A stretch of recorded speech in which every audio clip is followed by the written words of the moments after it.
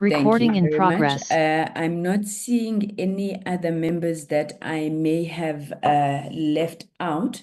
Maybe as they join, they will introduce themselves to us. May we ask the Secretariat then just to take us through any apologies? Good morning, Chairperson. We have an apology for the Deputy Minister, and we also have an apology for the DG. Mr. Ashley Souls has just indicated that he'll be a few minutes late and will join later, Chair. Thank you. Thank you very much.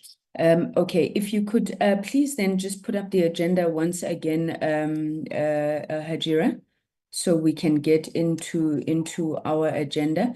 And Minister, once again, let's appreciate your availability and commitment to the work of the Portfolio Committee. I do want to make it a point that we do not take it for granted. Yes, we know you're supposed to account, but I think the willingness with which you do it whenever we call upon you is truly appreciated. So with those words, you are welcome, sir. I've also been informed that the delegation from the Department of Higher Education and Training is led by the DG. Maybe I could ask the DG if he could introduce himself and maybe the delegation that is with him. Minister, I'm not sure who you're going to delegate on your side, just so that we know who we have from NEMISA before we go into the introductions. Perhaps, Minister, you can guide first in that regard. Thank you, Minister. Thanks very much, Chair, and good morning to the honorable members of the Portfolio Committee. From NEMISA side, the delegation will be led by the CEO, Mr. Trevor Ramitla. We also have the DDG responsible for this part of the portfolio, that being DDG Mlindi Mashuluhu. I will just have to get confirmation from the CEO if any of the board members from NEMISA will be joining this. If they are, they'll most likely be led by the Chair, Mr. Adendorf. Thanks, Chair. Thank you. Thank you very much. Good morning, Mr. Adendorf. We see you there. Can I then ask DG Sishe, if you could please just introduce your team as well?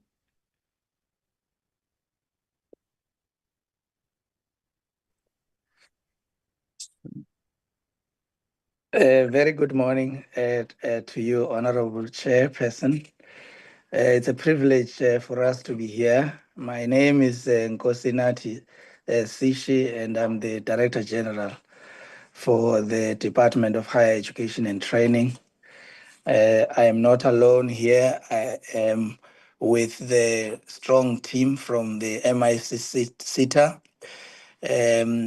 MICSETA is the Media, Information and Communication Technology Sector Education and Training Authority, and it is led by its chairperson, Mr. Simpiwe Thobela, of whom I would request to introduce himself and his team. Thank you, Chair. Thank you, DG. Mr. Thobela?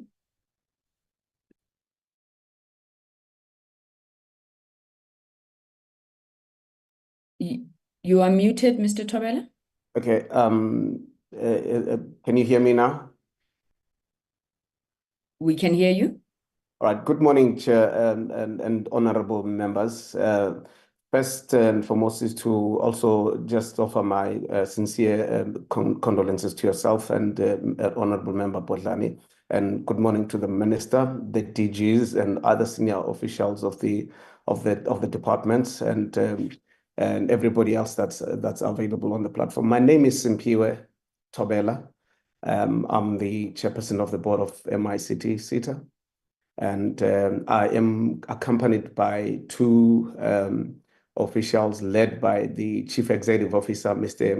Matume Madivana, and Ms.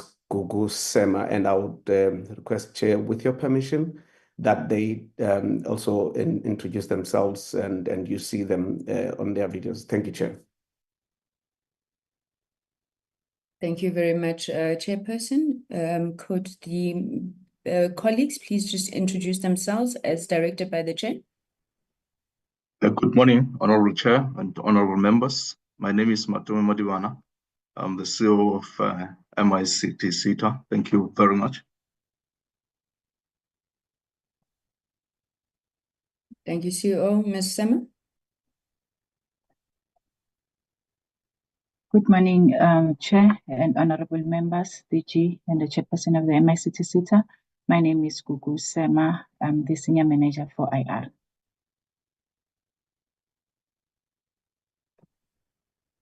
Thank you. Thank you very much to all colleagues. I'm sorry that would have taken a bit long, but I think that since it's the first time really we're also interacting with MICT SETA, it was important that we just get an understanding of everybody's in the room. All colleagues, including those who may not have introduced themselves, we're happy to have you join us in this session of Parliament. So as I indicated right at the onset, we in developing the committee program, we have sought to try and find a way where as we conduct our executive oversight work, as we look at issues affecting the legislative and the regulatory environment within which the sector thrives, it's important that we have a proper understanding and we play our oversight role over the entire ecosystem. Now, honorable members will know that during the course of our numerous meetings, during our oversight visits, the issue of closing the loop around skills development constantly comes up, whether it's in relation to, the issues of schools connectivity, whether it's in relation to, the world of work, what the digital sector is going to look like when we speak about future skills. All of those ultimately come down to the extent to which we are able to ensure that our people are adequately trained to participate effectively and meaningfully in the fourth industrial revolution. Now, some of the challenges that we have been coming across as we conduct our work has obviously been the issue of budget constraints, the fiscal consolidation position of government, and in that, the need to eliminate duplication and to ensure coordination across the sector. So as we call on the institutions to make presentations to us, I do want to say that one of the things that we are looking at is, firstly, the National Digital and Future Skills Strategy was, I think, signed into being by then Minister Ndabeni Abrahams in 2020. We are now almost 5 years down the line, so we are going to be looking at issues of impact around that particular strategy. We're also going to look at, coordination, which was one of, I think, the strategic elements of that strategy. To what extent are we ensuring that government, as led by you, Minister, is having, a very clear strategy to ensure cross-sectoral coordination, whether it is within your department, whether it is within the entities that you are leading, and whether indeed we are then bringing in the sector SETA that I spoke about being MICT SETA. We're very interested in the role of the SETAs in national skills development, because at the end of the day, those speak to the extent to which the funding for skills is really driven. And then I think maybe without belaboring the point, then the role of NEMISA. The NEMISA has been tasked with digital skills training. What does that ultimately mean? And as we implement this national digital and future skills strategy, what are we trying to solve for? And to what extent is the work that is being done taking us towards that? So without wasting any time, may I then request that the first presentation, which is NEMISA, will take both presentations. Each of the institutions will have 40 minutes to present. Thereafter, we will then go into the discussions based on the presentations. I see that Mr. Adendorf has got his video on, so I will take it that he would be leading the presentation. But Minister, as is protocol, I will hand over to you to then direct the way forward on your department's presentation. Over to you again, Honorable Minister. Thanks very much, Chair, for that. And I think just in the interest of time, because it is important that we have and the committee has sufficient time with NEMISA and also MICSETA in interrogating the National Digital Skills Strategy and the future of work of how we're going. So I'm going to be very brief to allow the chair and also the CEO to be able to take the committee through the presentation. But there are just few observations that I just wanted to share with the committee, just in terms of the digital skills landscape in the country. I think we all know, at least by now, that South Africa has 8 million young people aged between 15 to 34 who are not in employment, in education, or in training. That also contributes to unemployment being to 45%, which is a major barrier for economic participation.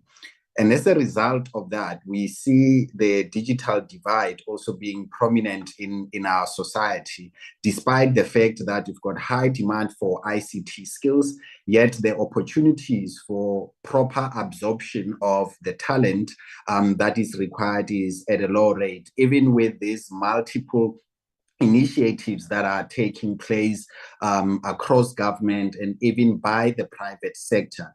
So NEMISA, as an entity of the department, plays a crucial role in providing the digital skills training on behalf of the department.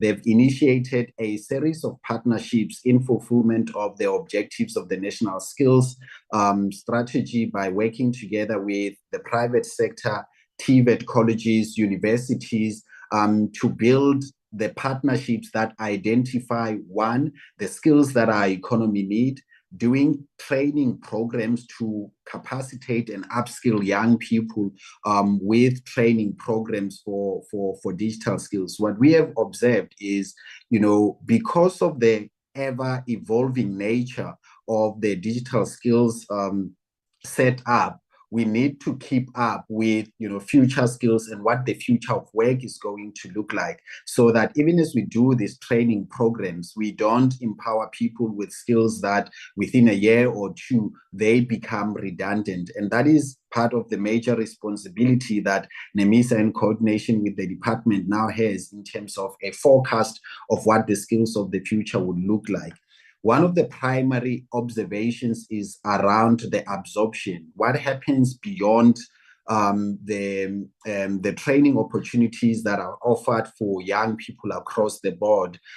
Because when you look further in terms of the digital skills profile, for instance, within the public service, there are worrying trends that one starts to pick up in terms of the capacity of the public civil service to have the adequate digital skills to cope with the demands of work in this area. So one of the things that are going to be a key focus area for the medium-term period is going to be at identifying areas that need higher absorption for the trained young people, so that they can be placed across the public service, because it would be futile to embark on this series of training opportunities where enormous amounts of money and partnerships are being established to spend, and we end up losing that talent from the public service when there is a dire need for those skills within the public service. With that, Chair, I will then hand over to the chairperson of the entity to lead the presentation together with the CEO, Mr. Ram Mitra. Thank you very much.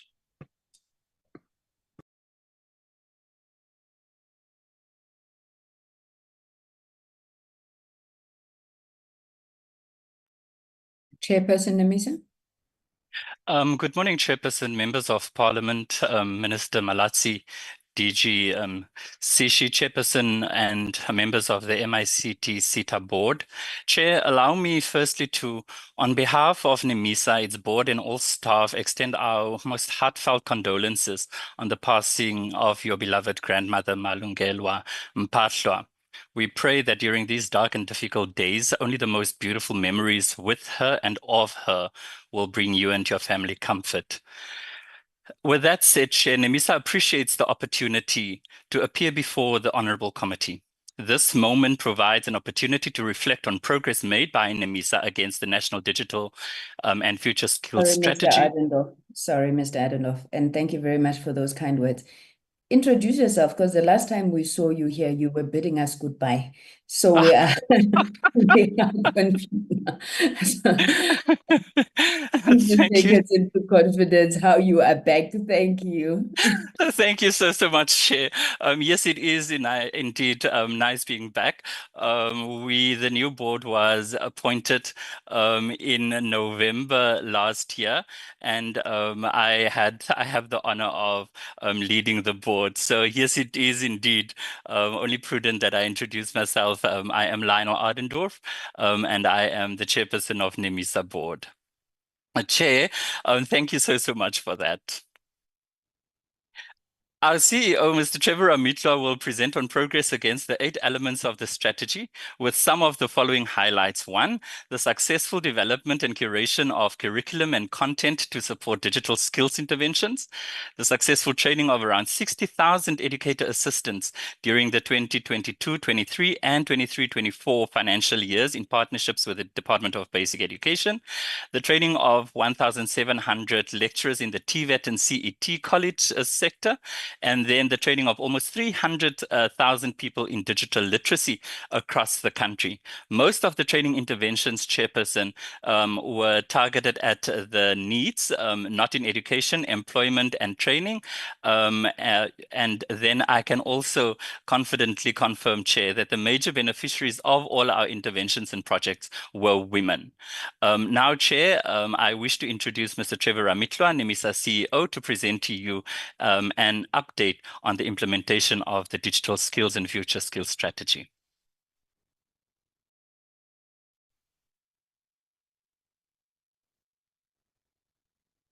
Thank you, Chairperson. And Chair, if you allow me, I will share the presentation.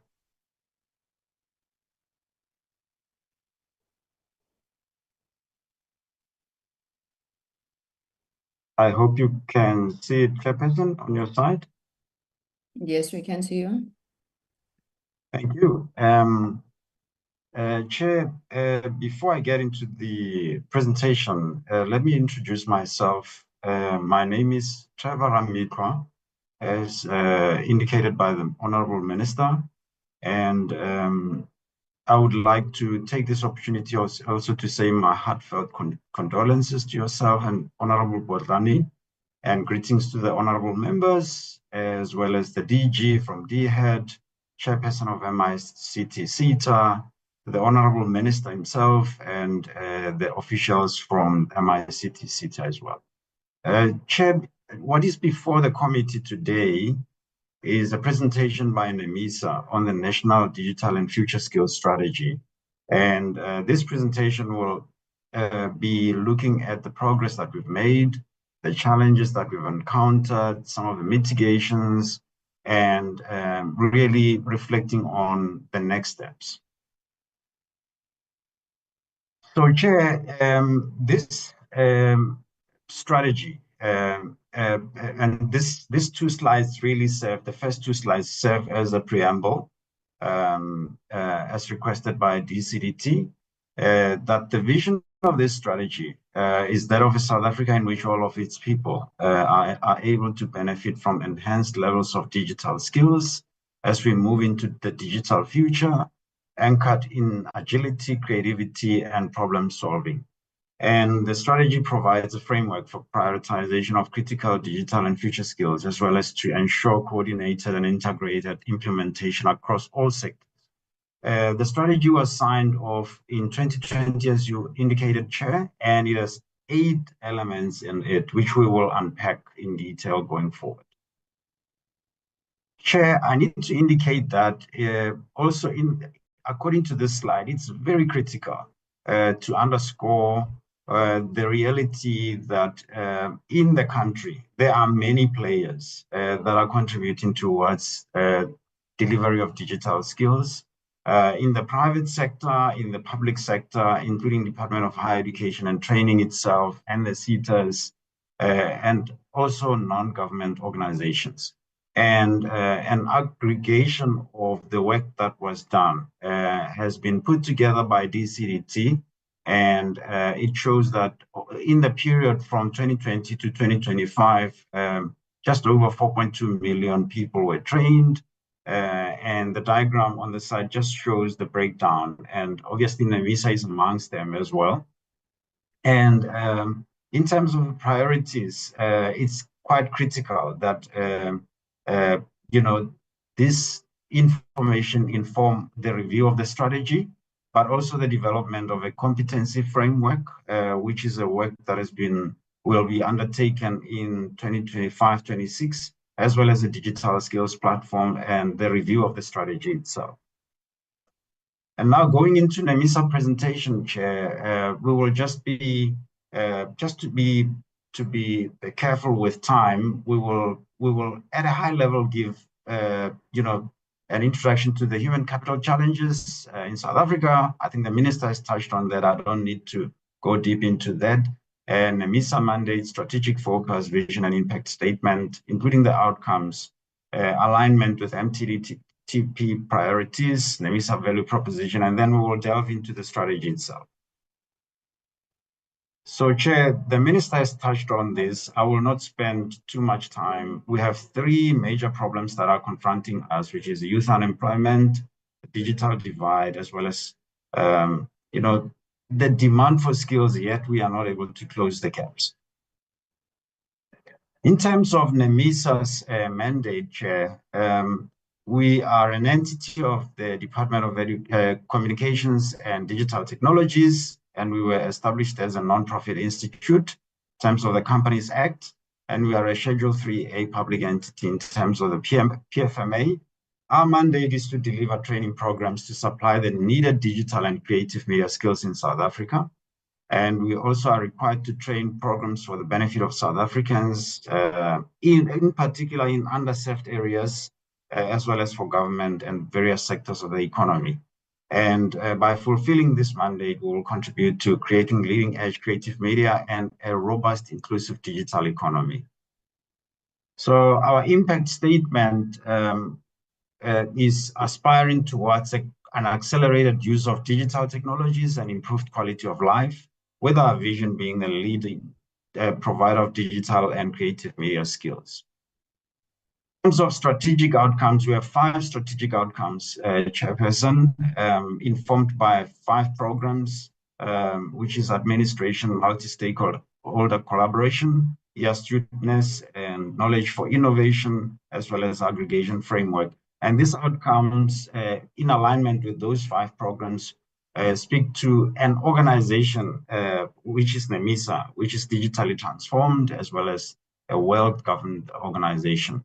Also, that we must have sustained and integrated ecosystem to build a skilled society, and the core being an improved digital proficiency of our people, of the beneficiaries that we train, as well as applied innovation and research outcomes, and aggregated digital and creative media learning programs with impact being assessed and monitoring and evaluation regularly conducted, thus that leading us to that desired impact that I mentioned earlier. In terms of our value proposition, there are 3 pillars to this, Chair, which are key outcomes of the value that we want to bring out, which is productive livelihoods, employability, and entrepreneurship. With this middle one, Chair, I need to underscore it to say that we do not necessarily create employment, but we create opportunities for people to be employable and to go into entrepreneurship, and also providing relevant skills. This is underscored by the 3 value areas, which is scale. Given that there's a huge need for these skills, we need to position ourselves to deliver at scale, and also access to make sure that these trainings are available for people that would never have opportunities to access those, given that other mechanisms to access the skills is very expensive, Chairperson. Also relevance and impact, that we need to be agile and changing with the times, and making sure that our offerings are fit for the market, the demand in the market and the economy, with a focus on entry-level skills. In terms of MTDP alignment, we do align very well with the 3 areas, priority areas, which is inclusive growth and job creation, reducing poverty and tackling high cost of living, and building capable and ethical developmental state. This third one, Chair, we do so by partnering with government departments. Recently, we've just partnered with National School of Government as well, together with DPSA, to now roll out training in the public service. So, Chair, delving into the National Digital and Future Skills Strategy, the 8 areas or the 8 elements of the strategy.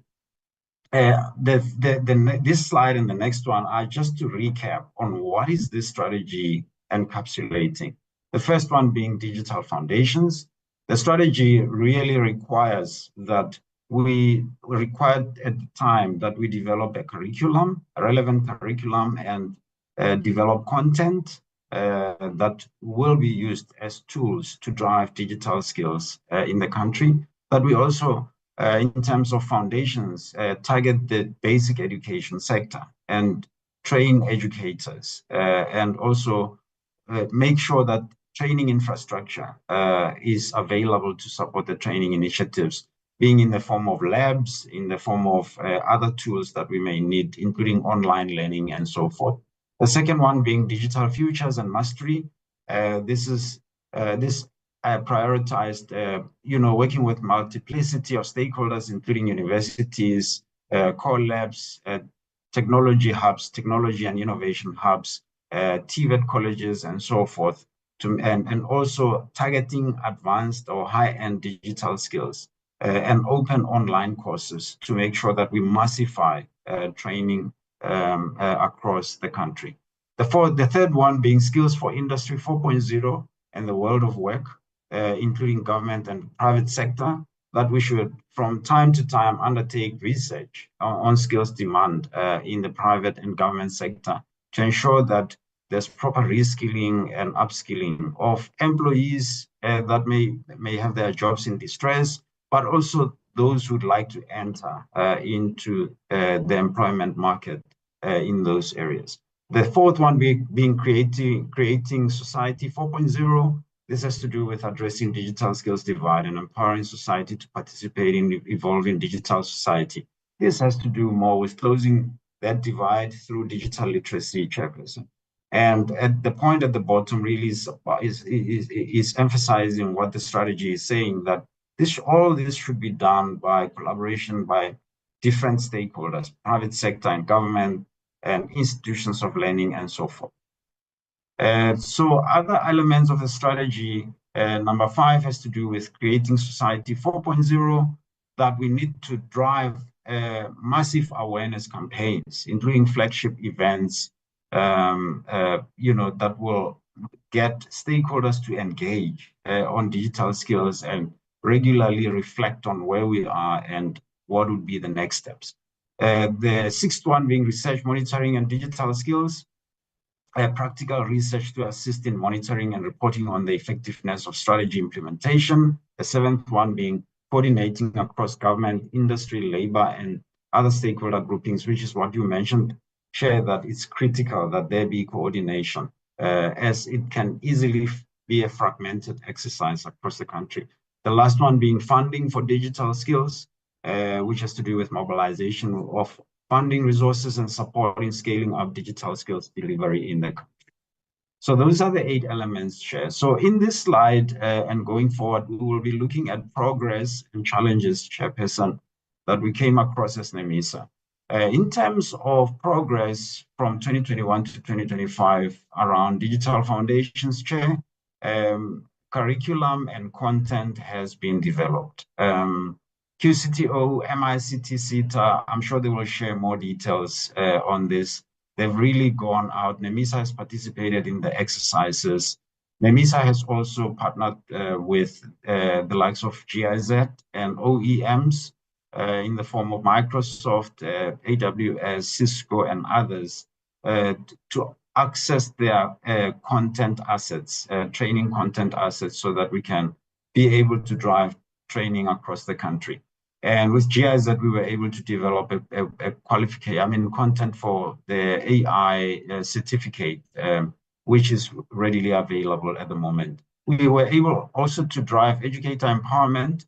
We developed content in partnership with UNISA on e-tutoring for teachers.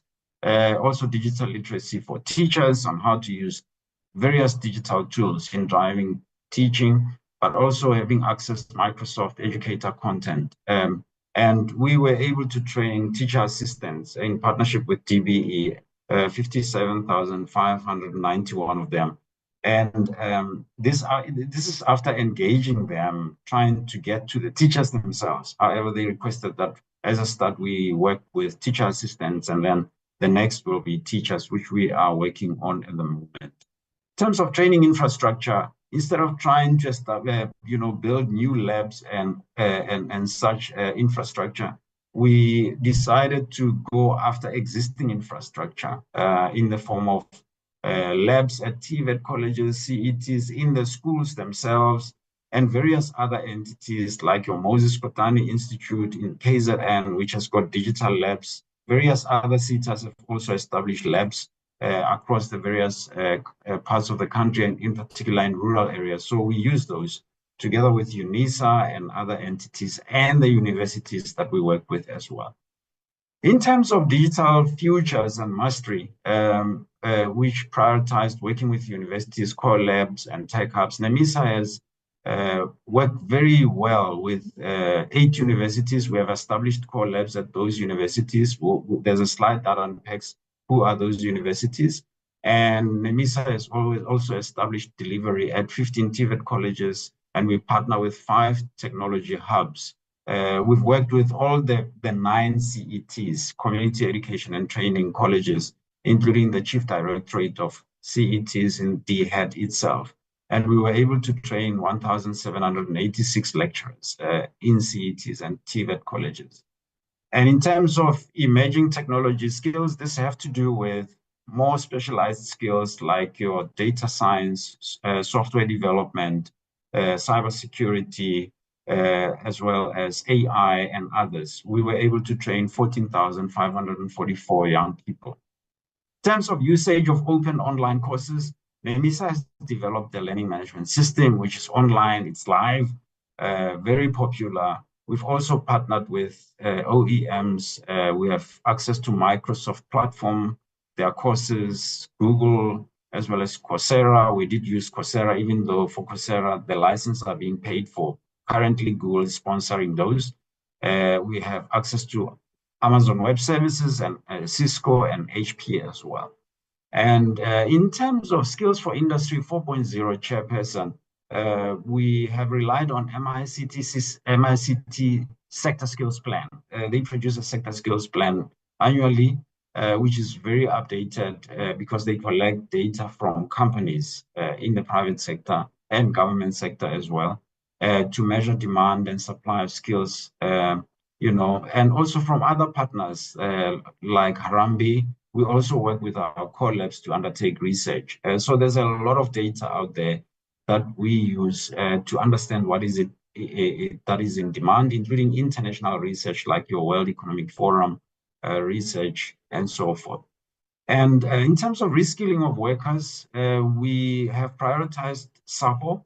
We have a SAPO training project at the moment to try and assist SAPO in its catch-up in terms of digital transformation, but we are aiming at scaling up this work into other sectors like agriculture, into education, into health, and so forth, that can support upskilling and reskilling of government employees. We are working with NSG as well. We are just about to roll out training programs across government, as I mentioned. And we have also partnered with private sector, organizations such as Harambee, which is having the SA Youth.mobi platform in the presidency that tracks opportunities in the private sector and links young people to those opportunities. So we're working very closely with them in terms of our trainees, also accessing those opportunities. There's an organization called Collective X as well, which has positioned itself, it's an NPO, to work very closely with industry. So instead of duplicating, we decided to partner with them in terms of understanding what is it that they are offshoring in terms of jobs, digital to jobs, and how can we reverse that? So we are working closely with them together with PEPESA, which is the Business Process Outsourcing Industry Association. and BUSA. We have started discussions with BUSA as well, so that we can work closer with industry to understand what are their needs and be able to supply the relevant digital skills. In terms of creating Society 4.0, Chair, we have driven digital literacy across the country, in the main in rural areas, and we were able to train 296 people. And we've also, which is the strategy emphasizes that we should embark on a train the trainer program. We have initiated the Yarona Digital Ambassadors program, which trains young people from rural areas to become trainers in their own areas. And we've been able to appoint 341 of those young people in various areas, working closely with municipalities to support the DDM model. And in terms of needs, apart from other trainings that I mentioned, they were also able to access training in cell phone repairs. We were able to train 700 of those, which have established SMMEs across the country, and also digital entrepreneurship. We trained 37,278, which enables existing businesses in various areas, informal in particular, to be able to harness e-commerce and utilize digital tools to market themselves and to grow their businesses. And also creative media courses, including learnerships, which were also supported by MICT SETA. We were able to train 2,813 chairperson. Micro-credentialing is another concept that the strategy touched on, to say that we need to work on this so that we do not rely on long-term qualifications only, but short courses that can allow multiple pathways for young people, to achieve certain outcomes, to be or maybe occupations that are in scarcity. And we have introduced short courses, badges, and certificates to promote multiple pathways and to enable this. However, this is still being finalized as a policy at QCTO and SAQA level, Chair. These are just the universities that we work with, as well as the TVET colleges, and we are currently having arrangements going on to add 20 more TVET colleges. We're already working with the 9 CET colleges across the country as well. There are other universities like Solplaki University in the Northern Cape that we need to onboard as well, together with the likes of University of Zululand and University of Venda that we need to onboard as well. Chair, in terms of the breakdown, I just sampled some of the numbers that we mentioned in the achievements, just to understand which provinces and the gender, and as well as the race, we have that data. It's quite a lot of data. So I sampled some of the years for the sake of this presentation not being too long. But the trends that we are seeing, Chair, is that most of the people trained, let's say in this year, 2022 to 2023, in digital literacy, most of them were women. I mean, if you look at that 43,165, most of them were female. So it shows that, there's progress in terms of driving gender. This is just the breakdown or mapping more visually the same data, Chair, which shows percentages in provinces. It's not equal. It actually tells us that in certain provinces we need to accelerate, for instance, in KwaZulu-Natal, as well as in provinces like the Eastern Cape as well. We need to accelerate, and Northern Cape as well. So, but there's progress, at least, that we've made. We've created a base going forward. Chair, this is also about 2023-24 digital literacy. It still shows that a large number of women continues to be trained in this space. And this is just a visual indication in terms of percentages of how that went in that particular year. As you can see, Eastern Cape, increased in terms of percentage of trainings, including Northwest in digital literacy. And this is just educator empowerment as well for that year as well. Chair, you can see that those young people that are digital assistant, most of them were female that were trained, high numbers of females that were trained. and across the provinces, even though Eastern Cape showed to be very low in terms of numbers, together with Northern Cape and Western Cape. However, we are looking at, future interventions, which will now be on teachers to ensure that we also accelerate in that province. This is just a map in terms of percentages, Chair.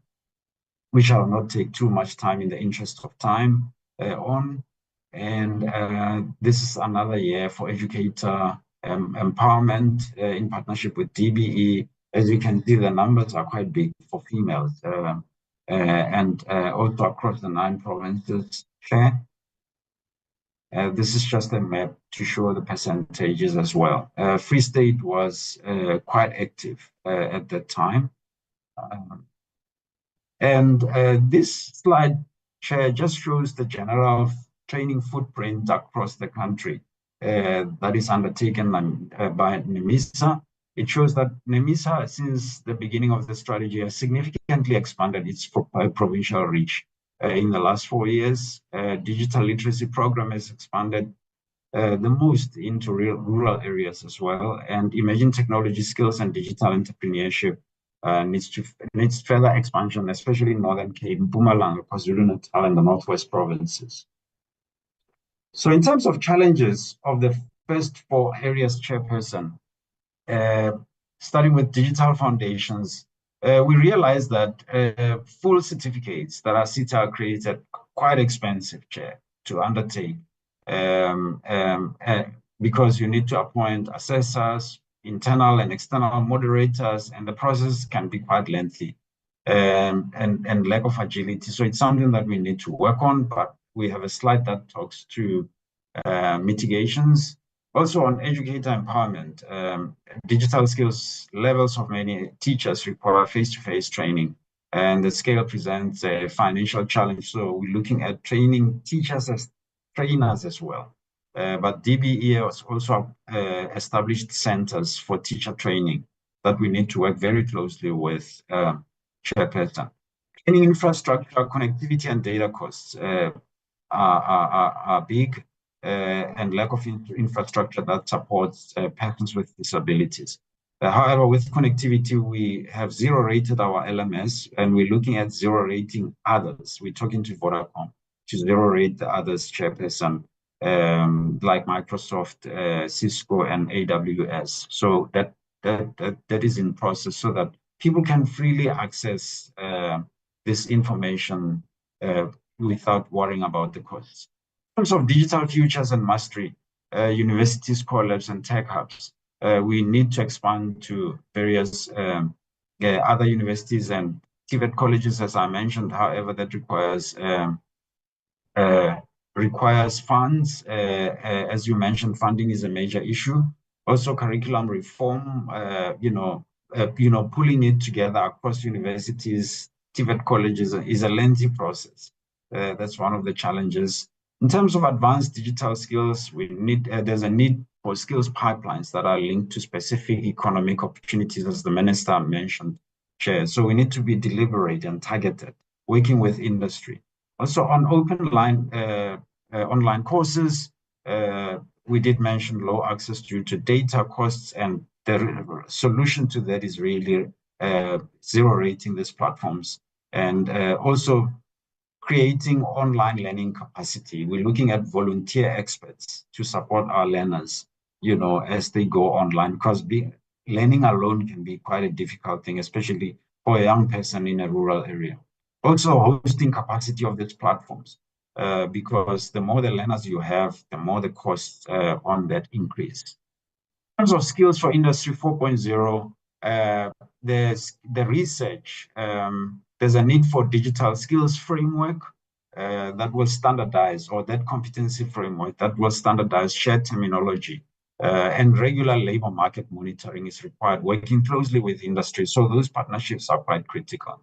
And in terms of reskilling displaced workers, there's lack of coordinated plan for skilling of displaced workers or reskilling, and therefore we're looking at participating in the SETA forum to look at, so that we can work with SETAs and various industries in terms of who are the distressed industries that we can intervene in terms of digital skills and reskilling and upskilling the employees.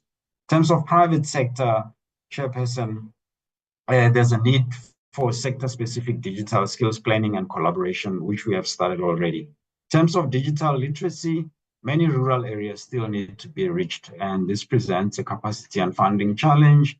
And in terms of needs, we require a dedicated program. I know that SETAs do have that. We also do target those in the main, but I think we need to sharpen how we drive at this in a targeted format, linking these young people to various sectors where they can access opportunities, including entrepreneurship.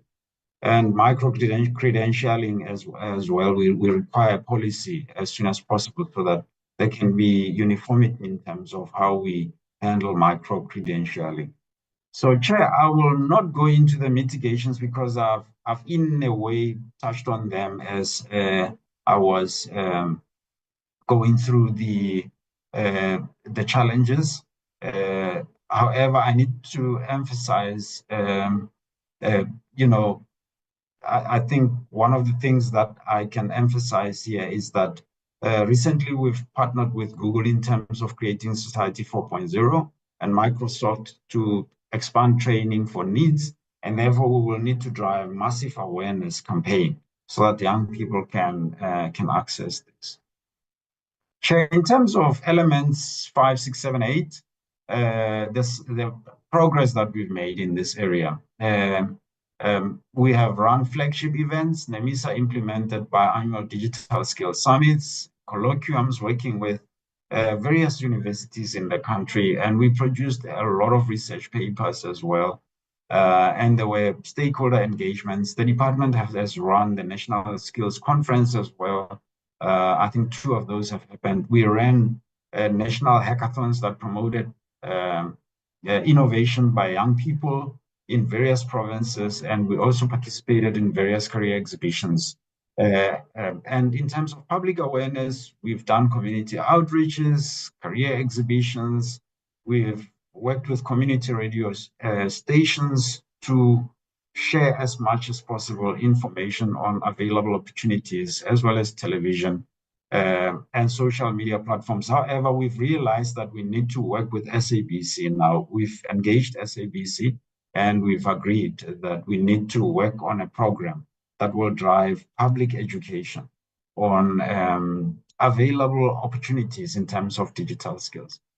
And in terms of research monitoring and on digital skills, NEMISA produced research through core labs, as I mentioned, and we use other secondary research as well. And monitoring and evaluation, we've done impact assessments over 3 years in this period, and this is helping us. However, we need to improve this going forward to even have more longitudinal tracer studies that track young people over years as to where do they end up after training. In terms of stakeholder coordination, Chair, a digital skills forum has been set up by the department, and it pulls all the stakeholders together to engage, but most importantly, to develop that dashboard that aggregates what is being done in the country and where do these young people or people that are being trained end up. And we're working as well with NSG and DPSA to roll out training in government, and we participate in the IDCC as well. This is the Interdepartmental Coordinating Committee in the presidency that deals with digital skills as well. In terms of partnerships, NEMISA has been able to develop 48 partnerships. We've shared documented supplementary information on some of those partnerships and the contributions that they've made in this journey. And in terms of funding for digital skills, Chair, we received allocations from National Treasury, of course, but some of the SETAs have also made a contribution. PSETA, MICT SETA has funded NEMISA and Bank SETA, and special projects also funded by DCDT. And in terms of other funding, we did receive funding from British High Commission for cell phone repairs training, but also for the development of a digital skills framework, that competency framework that has been developed, which we are now engaging the ministry in DCDT and various other stakeholders so that it can eventually be adopted, so that we can standardize how we deal with digital skills in the country. These are just the challenges, Chair. I will not go in too much into these ones, Chair, but I need to emphasize that in terms of funding, there's a need for policy on funding of digital skills from government, with collaboration between DCDT, DHEAD, DBE, and Department of Employment and Labor, so that there are available funds can be better utilized and coordinated, Chair, and that we also coordinate better in terms of the outputs. And other funding, Chair, we can also approach private sector through their CSI initiatives. International cooperation agreements with other countries also need to be canvassed. In terms of impact assessment highlights, Chair, for digital literacy,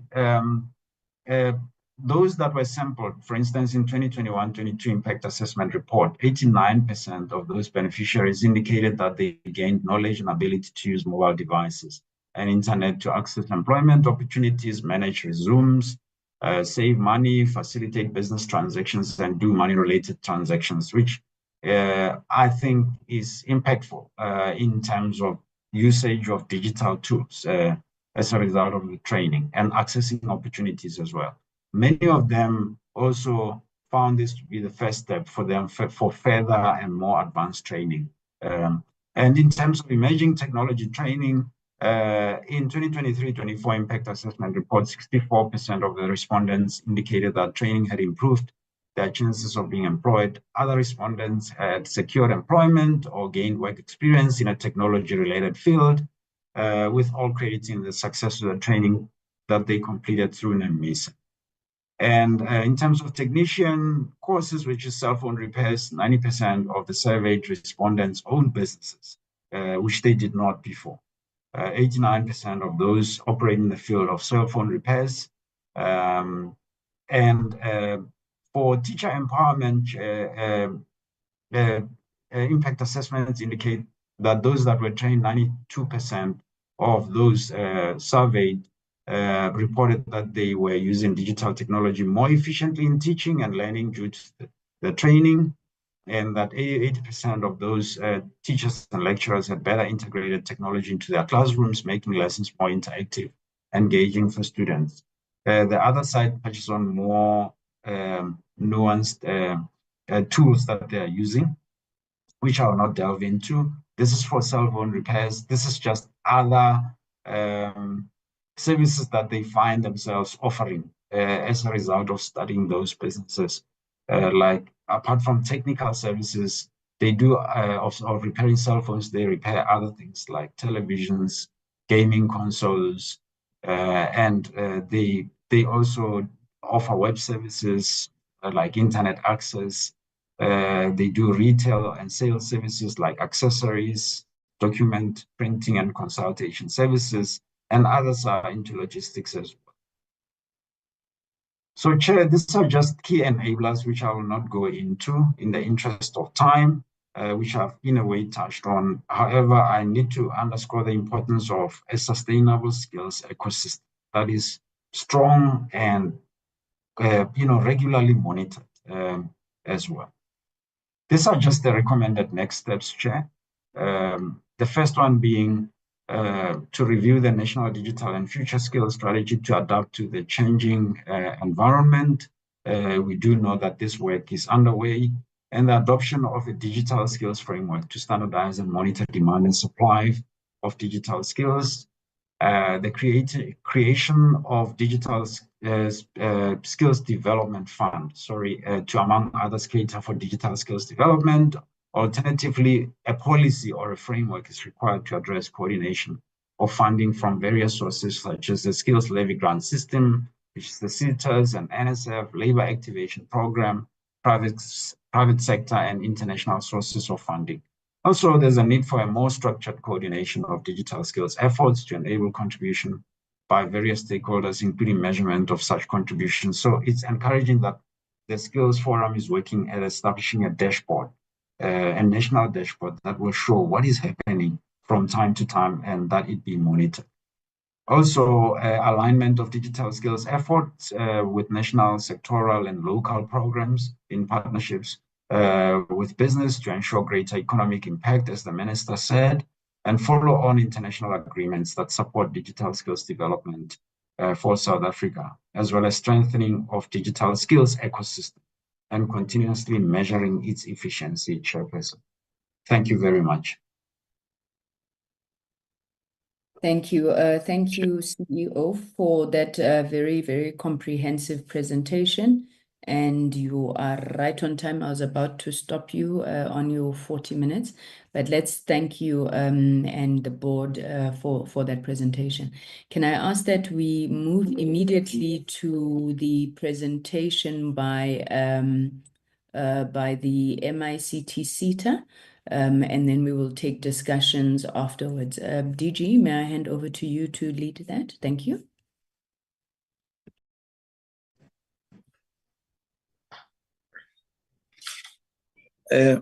Honorable Kusela Sangoni Tiko, the Member of Parliament and Chairperson of this committee, may I take this opportunity on behalf of the Minister of Higher Education and Training in the Republic of South Africa, Dr. Nobuhle Nkabane, to express our sincere condolences and also through to the committee. We are grateful for this opportunity. I wish to take also this moment to recognize the Minister of Communications and Digital Technology, Honorable Solly Malachi, chairpersons of both the National Electronic Media Institute of South Africa, as well as the chairperson of MICSETA, present here, and appreciate their remarks and setting the context and stage for an important conversation amongst ourselves. We also, and that would be, Mr. Lionel Adendorf, as well as Simpiwe Tobela, the chairpersons, the CEOs, both of NEMISA, and thanks for the presentation, Trevor, and as well as the CEO of MICSETA, Matome Madibane, who's going to present on our behalf after a few remarks from the chairperson. It's a privilege and honor to join you today, Chair, especially on a critical role of the media, information and communication technology sector, education and training authority, that is MICSETA, in implementing our national digital and future skills strategy. As we stand on the threshold of the fourth industrial revolution, we are aware that we need to align our post-school education and training system to meet the demands and opportunities presented by this transformative era. I'm excited that the National Digital and Future Strategy aligns well with our thinking as contained in our Ministerial Task Team report on the implications of the fourth industrial revolution for the post-school education and training system. When we refer to the PSET system, we mean all our universities, public and private, all our SETAs, all our colleges, public and private, and our community education and training institutions that are in the machinery within the PSET system for the delivery of skills for the country. But I need to flag the issue of the unemployed youth, young people not in any education and any training, sitting outside of the system of the post-school education and training system, as well as the young people sitting outside of the basic education and training system. I think it's important as we present to Parliament to acknowledge that in as much as we have reached thousands of young people in the system, but there remains a bigger challenge of taking the services beyond just the limits of what we are currently able to do. And I think we trust that in our own presentations, Chair, this will become clearer on how we seek to achieve this. As we stand Here, we are also excited that the National Digital and Future Strategy aligns well with our own thinking. And the report, for example, outlines the transformative impact of the 4IR on society.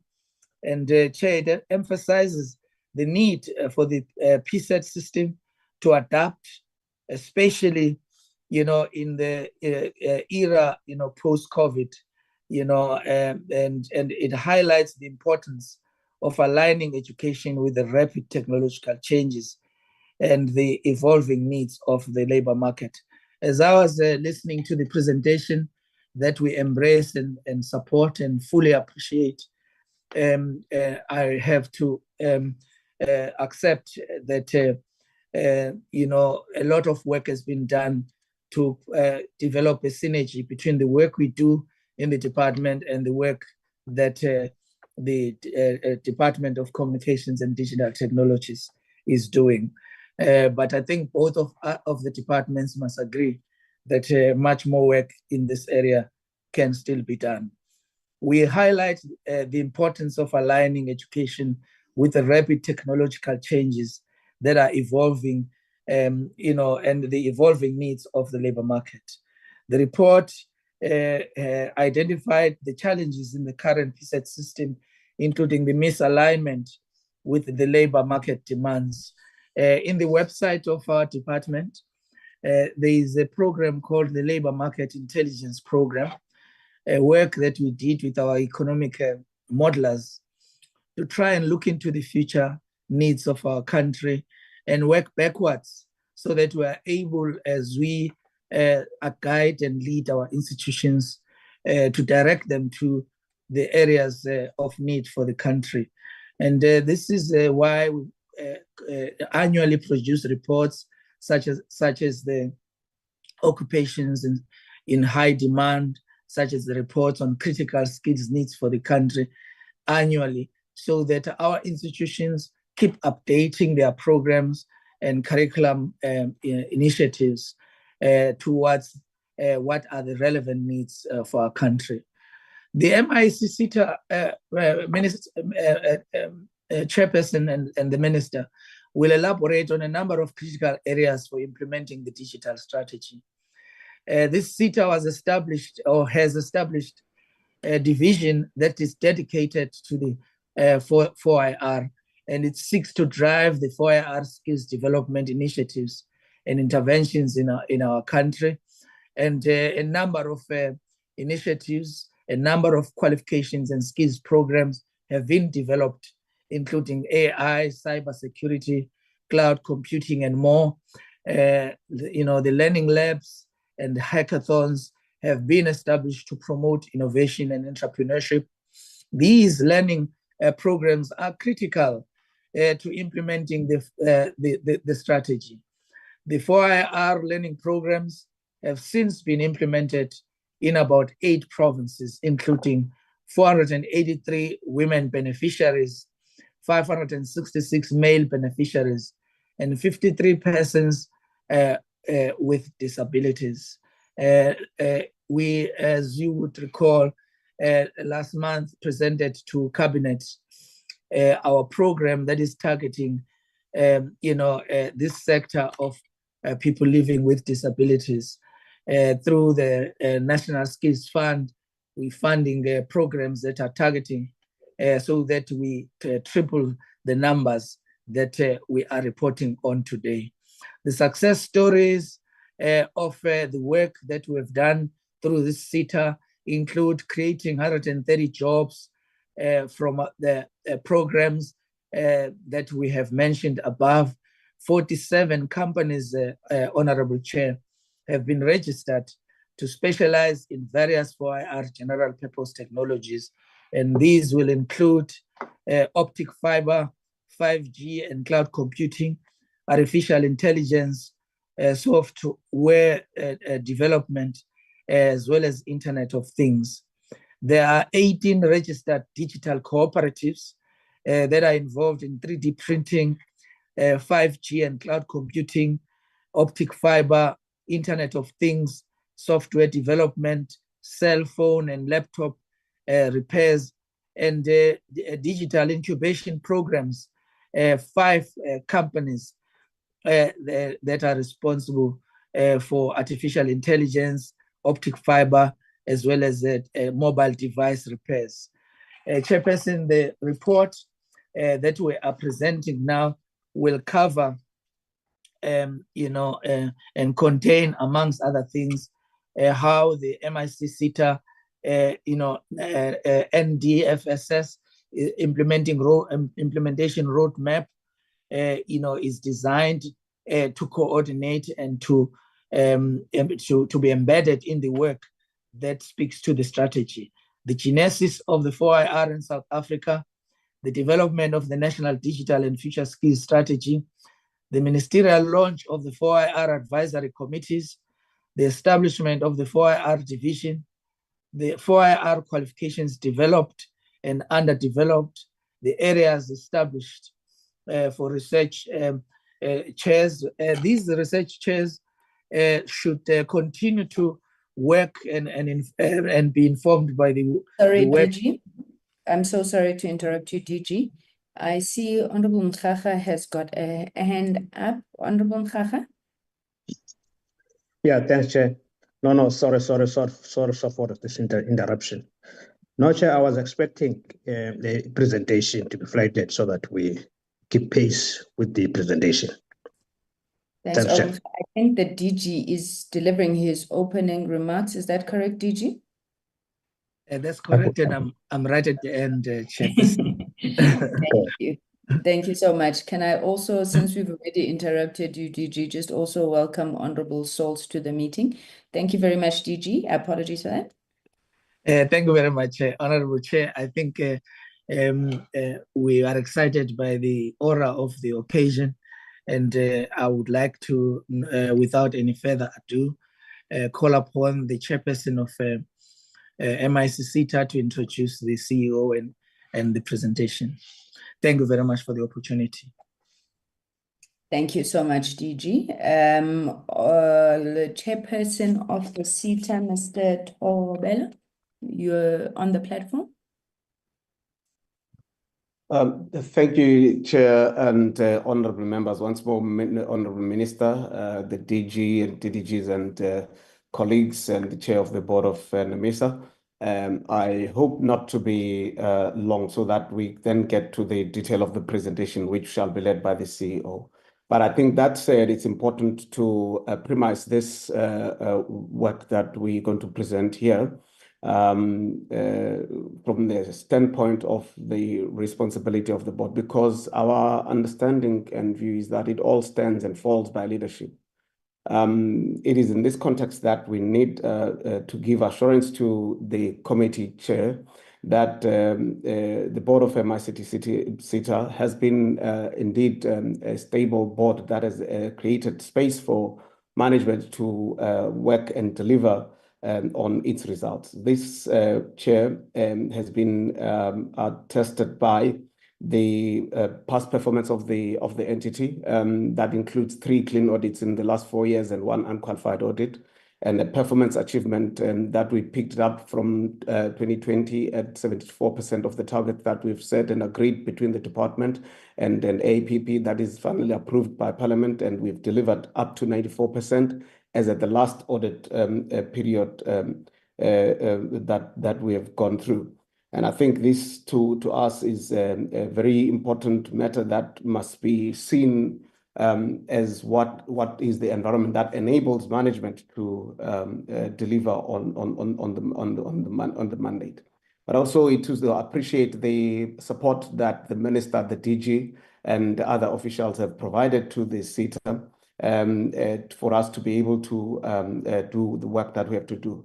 The board, amongst other things, had made a conscious decision to develop a rural development strategy, which has made us, Chair, to be able to reach out to the far-flung areas that otherwise would not have been able to get into and expose these young people in these areas to the skills that are digital skills. We have been right at the tip of the country in deep in Cape Flats, Khayelitsha, Langa, and so on. And as much as we have been to close to the border of Namibia, and we have gone as far as deep as KwaMhlabuya and KZN and up in Limpopo, close to the Limpopo River, trying to find these gems that must be given an opportunity to create life for themselves. And our approach has been that we are touching people's lives and not just pushing out numbers. And I think as the CEO and the senior manager for IR would be presenting, we'll indeed give credence to that point. Over the last 4 years, Chair, we have touched about 50,000 beneficiaries, both from the unemployed youths, the workers that we've reskilled, and also the research chairs that we have delivered on that include funding the doctoral degrees and master's degrees in various universities that the CEO and Ms. Sima would get into in terms of the details. We have also created partnerships as a central pillar of our approach, which includes players in the industry, and NEMISA is one of those, and also the TVET colleges and universities as indicated. Probably it will be amiss of me, Chair, not to mention that at the guidance and support of the previous minister and the current minister, we are at the point of completing an integrated learner management system, which should help us in ensuring that there is efficiencies on our processes as MICT SETA, and intend to get in other SETAs to be on board. And the AGSA is very supportive of that. I think it's one of the flagship achievements that we have indeed notched in the period that has just gone past. Towards the end, Chair, I think I must indicate, Chair, that probably there are areas of concern that probably we need to mention. Amongst those, the limitation that we have experienced over the years with the ICT space, and particularly for our changing at this breakneck speed. We are not always on the table of where these debates are happening. Yourself, Chair, you would have been in Barcelona, and MICT SETA should have been there. We were not there, and many other platforms where we were supposed to be. We are not on those platforms, and as a result, this could have a negative impact. There's issues that we may talk about insofar as that is concerned, but we're not complaining. We're just mentioning it, and we are indeed looking at correcting that. The other thing that I think members should take interest on, in terms of our SSP, it exposes some follies in the sector. The ownership of the sector still remains very much on the previously privileged individuals, and more than 80% of the value of the industry is still in the previously advantaged individuals, and a few companies at that. And yet the employment is largely that of the previously disadvantaged individuals, and most of them in any way are sitting at a technical and at an entry level, or at top level of the employment. It's at senior level. It's still the previously advantaged individuals, as it were. I think the last thing that probably it's important for the committee to note is the resources that we still think partnerships should do better. We've had partnerships with the UIF and National Skills Fund, but they've been intermittent, not consistent enough. And as a result, it reduces the pace, the depth, and the width of our reach that we could have. But those that we have carried out, we have done excellently in delivering results. We have seen it creating employability and people starting their own businesses, and the CEO and the senior manager will get into detail of that. I think, Chair, there's still a matter that we must, as a nation, debate, that there is a disconnect between the school basic education level and also post-school. things like coding and so on. And I know Gauteng is starting to deal with those. But I think if we massify that approach, it would have a better impact and better preparedness of the beneficiaries going forward into creating a sense of transforming the landscape of our country insofar as for the Industrial Revolution. And I think with those comments, Chair, I must, with your permission, invite the CEO to take us through the presentation, and I'm sure he will, when necessary, invite Ms. Sema for further detail on certain aspects. Thank you, Chair. Thank you very much, Chairperson. CEO, I invite you. The chair has eaten a lot into your time. I'm going to keep a tight watch on it. I see your presentation is quite long, but let's work on 30 minutes, please, sir. Thank you very much, Chair of Honorable Chair of the Committee, and let me pass my condolences for the bereaved. Honorable members of the Portfolio Committee at large, Chair of the MICT Board, Dr. Seshi, CEO of NEMISA, Mr. Metloa, esteemed DDGs present, colleagues from the department, meaning our department, other dignitaries present in this parliamentary briefing, my colleague, Ms. Sema, Senior Manager responsible for 4IR.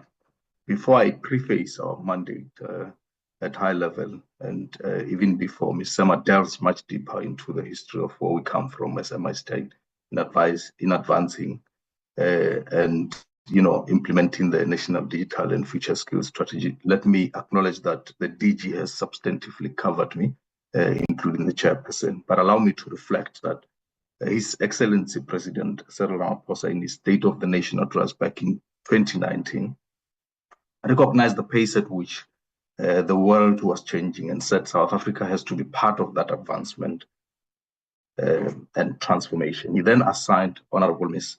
Abrahams as coordinator of government's 4IR program. We then visited MICSETA to officially launch the MICSETA 4IR advisory committees, which in their quest identified 4 work streams as critical to achieving greater milestones and moving with the curve, driving the integrated digital skills strategy, which the chair and the DG touched on as a fundamental strategy.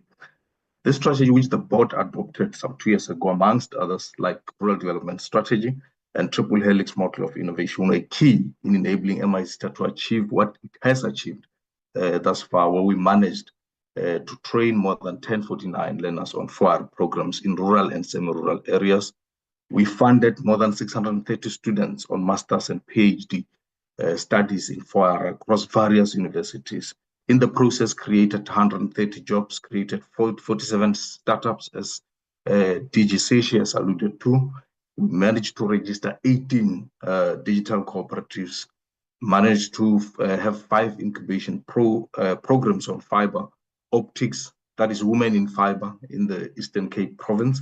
The Kuga Development Corporation, where about 50 interns went through an internship, and a larger part of those interns were appointed even before completion of that internship in ICT. Our AI, that is artificial intelligence and mobile devices repairs, we signed a number of MOUs with more than 10 universities and 20 TVET colleges countrywide, some of which are stakeholders and are using accessing such establishments. We developed more than 52 4IR qualifications and currently are developing learning material to be provided to our stakeholders at no fee, that is for free. We've got labs, with some labs set up by SETAs and SETA partners like ETDP SETA, CHETA, FPNM SETA. And all of these strategies, I must indicate that key principles were forging strategic partnerships, not only with academia, but also industry. Early exposure, hence TVETs and smart skills centers, digital skills hubs, and learning labs. We managed to appoint a number of 4IR researchers across various universities, amongst other priorities, so that we innovate and massify to as many rural and township communities as possible, despite budget limitations that Chair alluded to in light of the West oversubscription we've ever experienced as the entity in the recent or the forthcoming financial year, 25-26 financial year, where applications amounted to 41 billion against a budget of less than a billion, about 926 million rand of budget, but we received applications amounting to about 41 billion. Whilst we would want to achieve inclusivity and bridge the prevalent or excessive digital divide in the country, limitations are real to cover as much ground as we wish to. Hence, we continue to knock at many doors as we can, like your National Skills Fund, your unemployment unemployment insurance fund, and other sectors like FASET has funded us plus minus 53 million or so for digital skills. And just to preface our mandate for the benefit of all at high level, at the core of our mandate is driving for advancing skills development, particularly matching the digital skills by the sectors informed by labor market intelligence through our internal sector skills plan. Our subsectors as MICT are 5. There's a total of 5, which include advertising, film and electronic media, electronics, IT, and telecommunications. I must indicate that our mandate has extensively heightened because of the emerging trends and the transversality of our offerings. This makes us sort of a transversal SETA with offerings. Sorry, CEO, I'm so sorry. CEO, I'm so sorry to interrupt you. Are you still on the presentation? It's not moving and it's got no friendly relationship with what you are saying. Or just giving high level before zooming into the presentation. Okay. Yes, yeah, just briefly so that everybody has got an understanding of MICT. Thank you, sir. Thanks. This makes us sort of a transversal SETA with offerings that are cross-cutting in all sectors of the economy, whether you talk banking, whether you talk mining, whether you talk agriculture, retail, automotive, or now we're talking electric vehicles, whether you talk construction. We remain at the center of all sectors of the economy. Hence, the demand has become overwhelmingly explosive from stakeholders across all provinces. And we have advanced towards the right direction by ensuring that we contribute immensely to the national system of innovation collaboratively with our partners in both the private and PSET sector, particularly TVETs and universities, by just working on development of digital solutions that are cutting edge, whether you talk the integrated learner management system, whether you talk e-learning and career hub, which is currently underdeveloped by Tshwane University of Technology, whether you talk your TVET, DHET College and SETA Times website. These are some of the digital solutions that are currently developed under development by our strategic partners across various universities. We are intranet by University of Johannesburg, online recruitment as part of our contribution to the broader innovation and contributing towards the national system of innovation. And this is a culmination, I must indicate, Chair, of partnerships, just leveraging on strategically mutually beneficial alliances and ensuring better coordination of what needs to be achieved and being very intentional about it and we complement each other in the process. We spend a larger part of our time since 2020 just being relentless in developing much needed qualifications by the sector in line with our key change drivers. Your cloud computing chair, the DG has extensively talked to some of the qualifications that we have developed as MICT SETA. And at high level, let me go back to legislative framework, which talks to quite a number of pieces of legislations on the presentation from your white paper for post-school education, which was there to just outline the government's vision for the post-school education and training system. There are other imperatives, your ERRP, which came as a response to the economic impact of COVID-19, aiming to stimulate growth through public and private sector investment, employment programs, and structural reforms in key sectors like energy, transport, and digital transformation. There are other key pieces of legislation which I will not delve deeper into. Amongst others is your National Plan for Post-School Education and Training, your Skills Development Act, your Medium-Term Development Plan. The policy framework for the department that we belong to is derived from Section 29 of the Constitution, and the white paper for post-school education and training sets out a vision, like I indicated, for a post-school education and training system that is responsive to the needs of individual citizens and of employers in MICSETA, but also aligns to other strategic policy mandates and reports to implement its mandate as per the Skills Development Act. There are other fundamental pieces of legislation. In the interest of time, allow me, Chairperson, not to tell you each one of those, but just to touch on the National Skills Development Plan, which was aimed at aligning education and training with economic and social needs. It was introduced in 2020 to replace the National Skills Development Strategy, that is NSDS 3, and supports the broader National Development 2030 and the ERRP.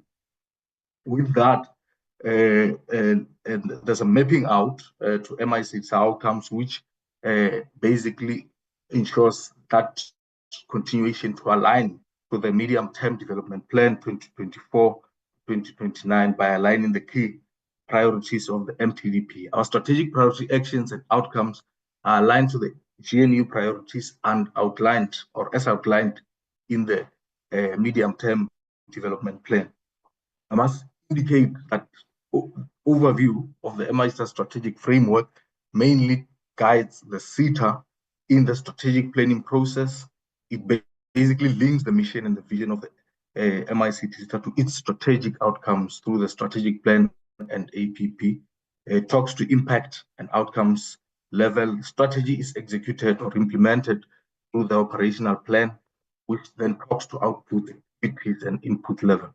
The impact and outcomes are derived from the national priorities, like your national, it's basically your national development plan, amongst others, but interfaces all the key legislations that really guides the entire ecosystem. I'm going to hand over to Ms. Sema, who will delve much deeper into issues of 4IR respecting the International Women's Day. And if I didn't acknowledge Honorable Minister Solimalachi, my apologies. Let me correct that and acknowledge the Honorable Minister. Over to you, Ms. Sema, through you, Chairperson. Thank you, CEO, and thank you, Chairperson and the members. The CEO has already laid the foundation. As MICSETA, in response to the National Digital and Future Skills Strategy, internally, we developed the Integrated Digital Skills Strategy, which respond or assisted the organization to respond to the imperative of the National Digital Strategy. We have spent a lot of time in 2020 developing our qualification that respond to the 4IR. But just before I go to that, I'd like to draw your attention to this vision of the IDSS, which is the Integrated Digital Skills Strategy. A vision that states that a sector that benefit from enhanced digital skills, realign workforce, redesign ecosystem and research, the mission to realign the labor workforce with 4IR skills demands to focus on industry-specific agenda in support of the redesigned education ecosystem, digital skills intervention, and innovation. In writing both this vision and mission, we understood that we are in a different industrial revolution, and therefore we needed to reframe and rethink in terms of our approach on digital skills or on this 4IR, and therefore at the center of our rethinking research is at the center, innovation as well as the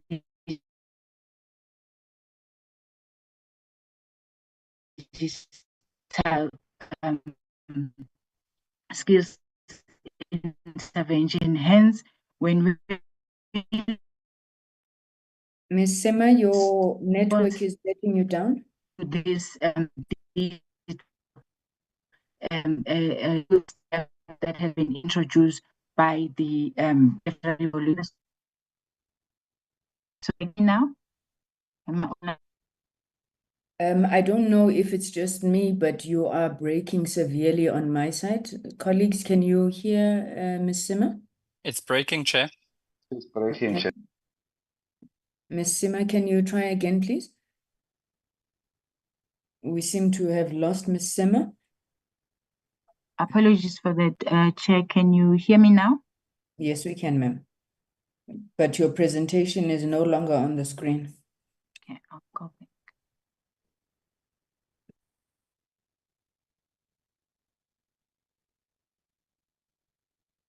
Can you see my presentation, Chair?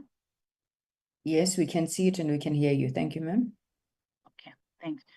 So, as I've alluded, Chair, at the center of our vision and the mission is the research, because we understood that we need to constantly conduct research and also that will support our initiative to respond to this digital skills gap that has been brought by the fourth industrial revolution.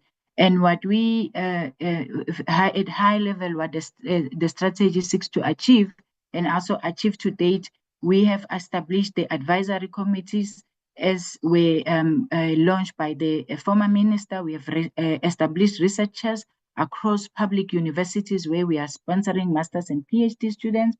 We have developed 52 qualification, 4IR qualifications that will enable us to support the industry in addressing the digital skills divide, the digital skills introduced by the 4IR, and we also entered into various strategic partnerships.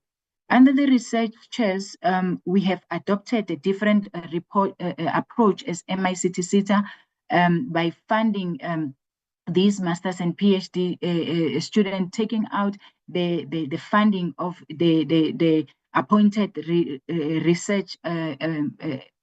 research chair, because we understood that we need to have a wide impact and a wide reach.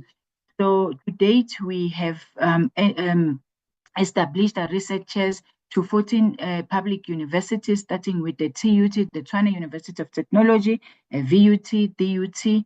Those are the numbers that we are currently funding at the masters and PhD students, followed by UJ, University of KZN, Wits, University of Stellenbosch. Since the inception of this initiative, Chair, we have funded 637 beneficiaries at a master's and PhD student. We have also established a research chair in one private university, which is started in 2023, where we funded 10 masters and PhD, 5 masters and 5 PhD students. We have onboarded new researchers at UNISA, University of Venda, as well as Nelson Mandela universities. The research chairs, our research chairs is based on 3 pillars, which is research, innovation, and capacity building. We have last year hosted our first research chair symposium and expo, where we invited all the universities with the students that we are funding to present their research papers and also showcase their innovations that were developed while they are embarking on their research. In 2022, the MICT SETA board, led by Mr. Simpiwe Tobela, they've taken a decision that all the MICT SETA ICT project must be taken to the universities, wherein these universities will be given an opportunity to innovate, to develop solutions that we will then consume. I'm happy to share that to date we are using a learner management system, which was designed and developed by the Tshwane University of Technology students. The University of Limpopo, they adopted the DHET College and SETA Times website, which is almost at the tail end, that will then be handed over to the MICT SETA and the DHET when we start using that website. The University of Johannesburg, they have adopted the intranet. They are also almost at the tail end. We're expecting to get this on or before the end of this financial year. The DUT, they are currently busy with the knowledge and information management plan, and the CPUT, where they are developing the MICT SETA cyber plan and the enterprise The Tshwane University of Technology, because of their capabilities and the resources, we have also given them the career hub as well as the e-learning, while the University of KZN is busy with the MIS. And lastly, the Vaal University of Technology, they are undertaking the e-recruitment solution for the MICT SETA. And all these projects or all these solutions are developed by the students that we are funding under the researchers. The qualifications that we started developing, we started this initiative in 2020. We developed 52 qualifications starting from artificial intelligence, cybersecurity, and most of these qualifications have been endorsed by both the SAQA as well as the QCTO. We've got 9 of the qualifications that have been registered with the Department of Higher Education as learnership that we will then roll out to both the urban and the rural areas of the country. We have also developed skills programs, which are short programs aimed at implemented in a short period between the period of 6 and 3 months, just to further expose our unemployed youth to this digital world. We have in support of the qualifications, because in the past we have learned that there has been a barrier to most of the SMMEs to access the accreditation, because the learning materials were costing an arm and a leg. As a response to support the SMMEs, the MICT SETA board took that we need to develop learning materials that we will then hand over to the industry to support them when they apply for accreditation. To date, we have developed about 3 learning materials which are available that we have already started to share with the industry. We are in the process of concluding these further 6 learning materials which we envisage to be completed on or before the end of June 2025 to support the SDPs when they apply for accreditation. We have entered into various strategic partnerships as both the National Digital and Future Skills Strategy and the MICT SETA Integrated Digital Skills Strategy both recognize and emphasize the importance of a key strategic partnership to ensure successful implementation of both strategies. We therefore entered into various strategic partnerships. These are some of the partnerships that we entered into when we are signing the MOU that is strengthening our relationship with those partners. We have also partnered with the DCDT as well as NEMISA to implement some of our program. Last year, we have implemented a media and radio production qualification at the NQF level 5 with NEMISA, which was implemented in Mpumalanga. The learning materials that, learning programs that we have implemented, which are 4IR aligned in various provinces.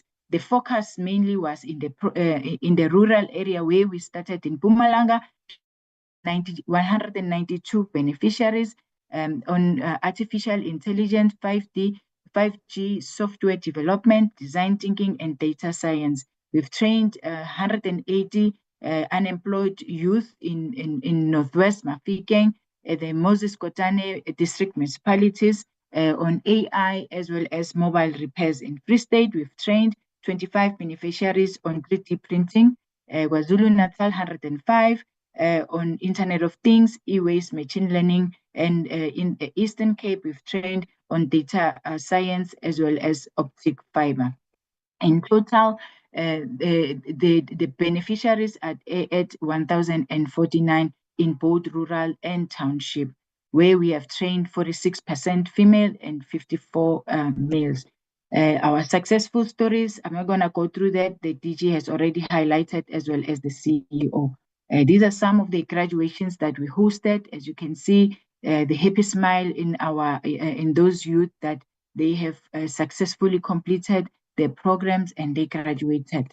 This is the programs that we have implemented and in collaboration with UNISA, with NEMISA as a learnership on radio production.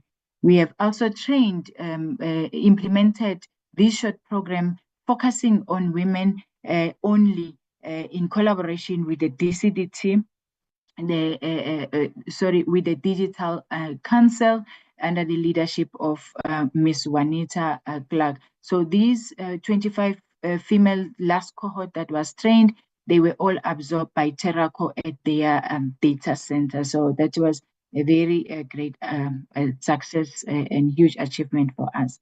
We have established learning labs in collaboration with TVET colleges. We've entered into 20 MOUs with the TVET colleges, wherein we access their labs and implement these digital skills in collaboration with our strategic partners that we have entered into MOU with.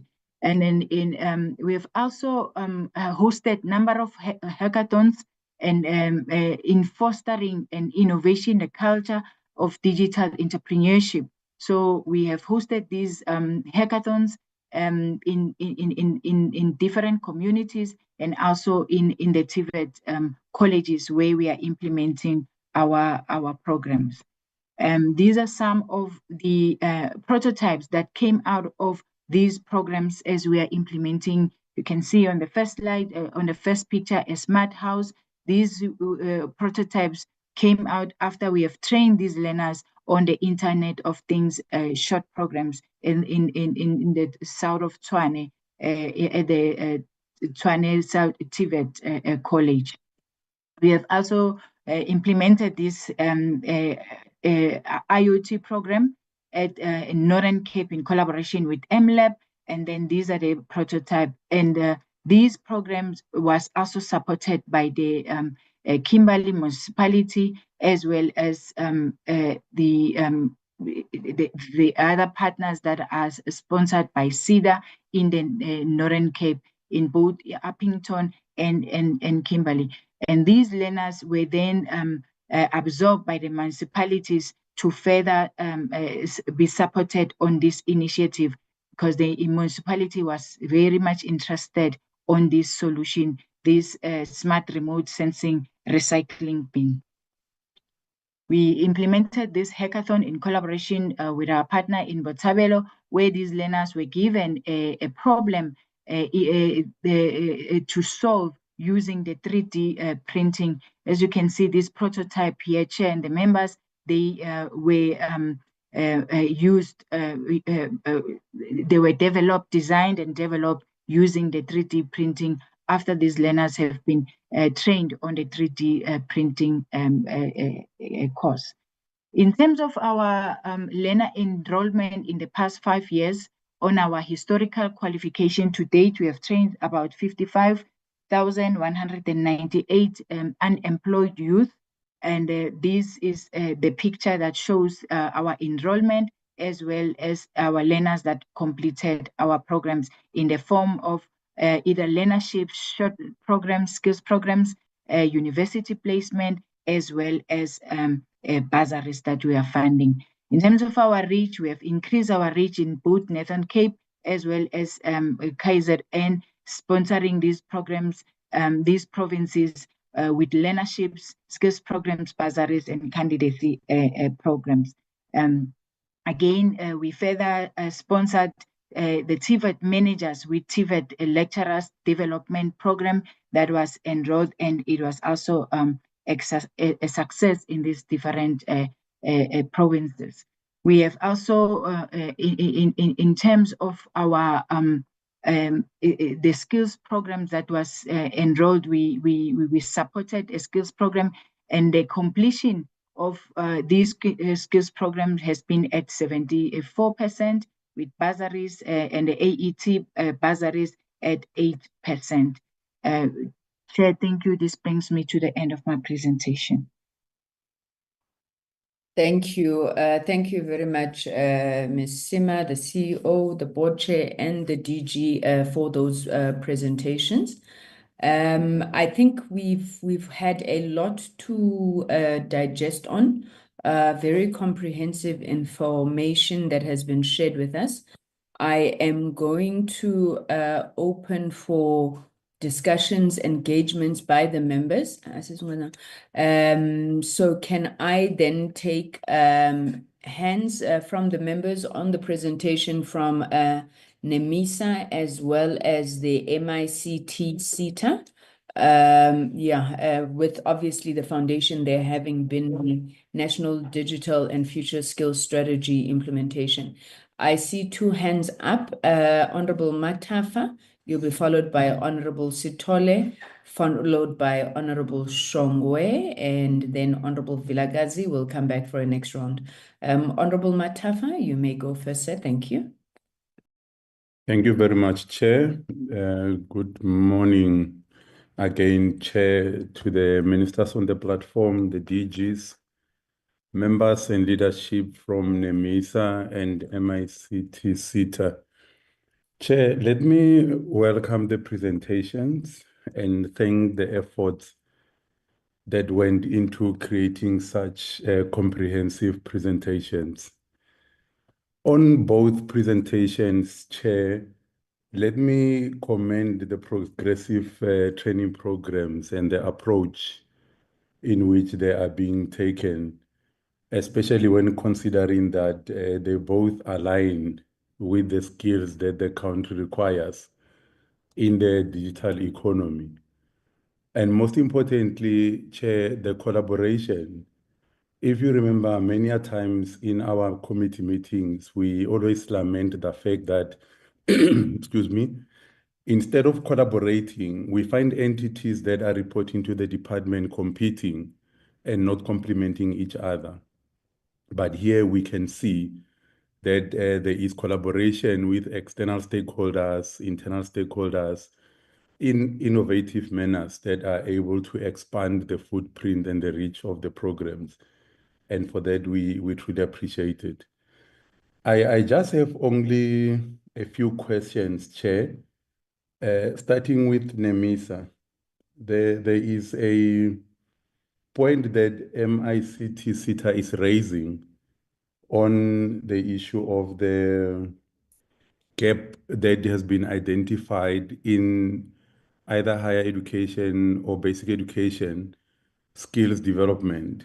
And my question would have been, are there initiatives that are aimed at assisting school leavers, especially at matric level, to be able to acquire the digital skills that are required?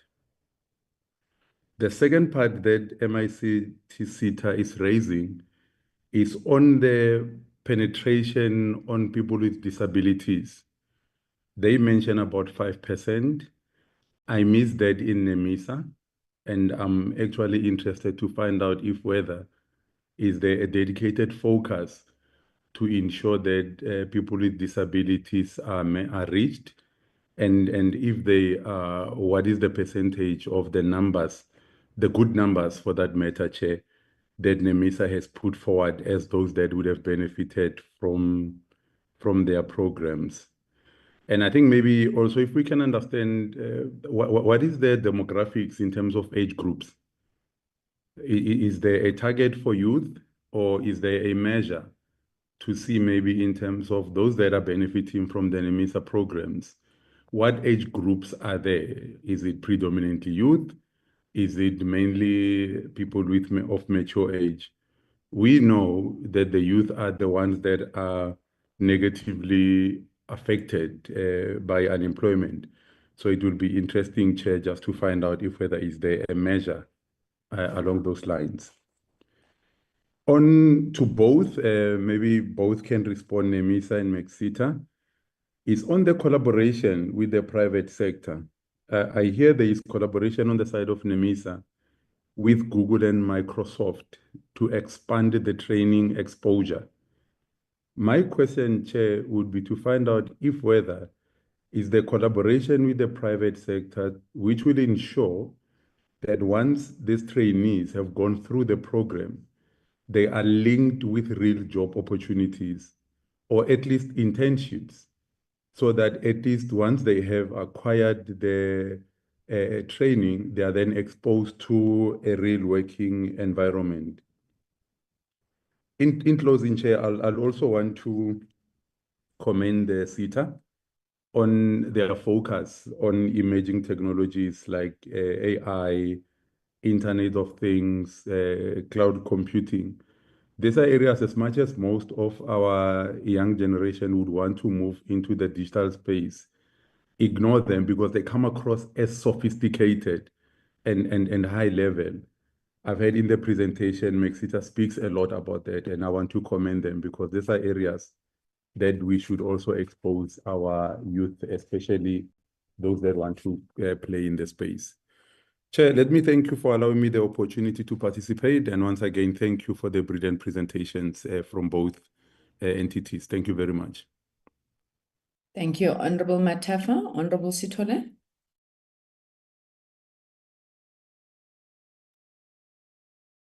Thank you very much, Honorable Chairperson. Greetings to Minister and DG and the other officials, and appreciate the presentation, both presentation, Honorable Chairperson, because now we understand, and I want to thank them for working as a team, because it seems that they are working as a team. Do you see me? Because I see now Honorable Chairperson on my screen. We see you perfectly, Honorable Sithole. Honorable Chairperson, first of all, I want to just thank you the presentation, but there's some few questions that I need to understand from them. The first one is the issue of skill marginalized communities. Do they have any programs that speak to rural areas, to people that are in rural areas? Because if you can check, Honorable Chairperson, if they are talking about digitally entrepreneurs, they are talking about 37,278. But if these programs are talking to provinces, the provinces have got districts, they have the local municipalities. If that one can, if they can make a breakdown of all the programs that they have, and talk to where those programs are, so that we can check, because you see most of the time when it comes to rural areas, they always say they have a challenge of fundings. Always when they talk about rural areas, they talk about shortage of fundings in their program. So now I want to check, Honorable Chairperson, and the issue of trains the trainer, if they can give us that, because they say 341, where are those 341? Which province or which district and municipalities? Because if that one actually can make us to understand. And the issue, Honorable Chairperson, specifically in high schools, it can help, because you see, if they focus in TVET college and university, what about those who don't finish the matric? Because if they can focus, because even the other honorable talk about that one, but if that one can be actually featured, so that we can understand their program must speak to rural areas and to those who are marginalized communities, because their presentation actually talk about that one, but it lack of information, the breakdown informations. And for MICSETA, Honorable Chairperson, if they are talking about the 4IR on hectares, if that one can actually expand and give us the idea, the program that they are using, the information that they are using to help those who are in rural areas. Because even informal settlement, is sometimes they are like rural areas, because informal settlement, sometimes we find that the people that are in informal settlement are not catered for. Honorable Chairperson, thank you very much. Thank you.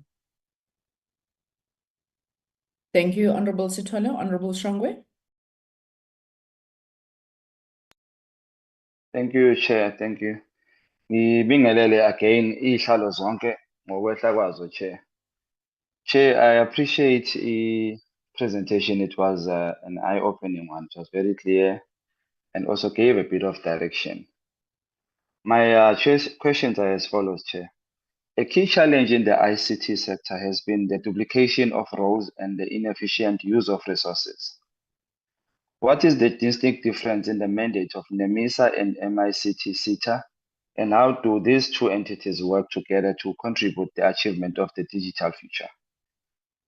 One of the emphasis, Chair, one of the primary emphasis and the recommendation from the Presidential Commission on 4IR is the critical importance of incompetent workforce to appropriate the benefits of 4IR to grow the South African digital economy.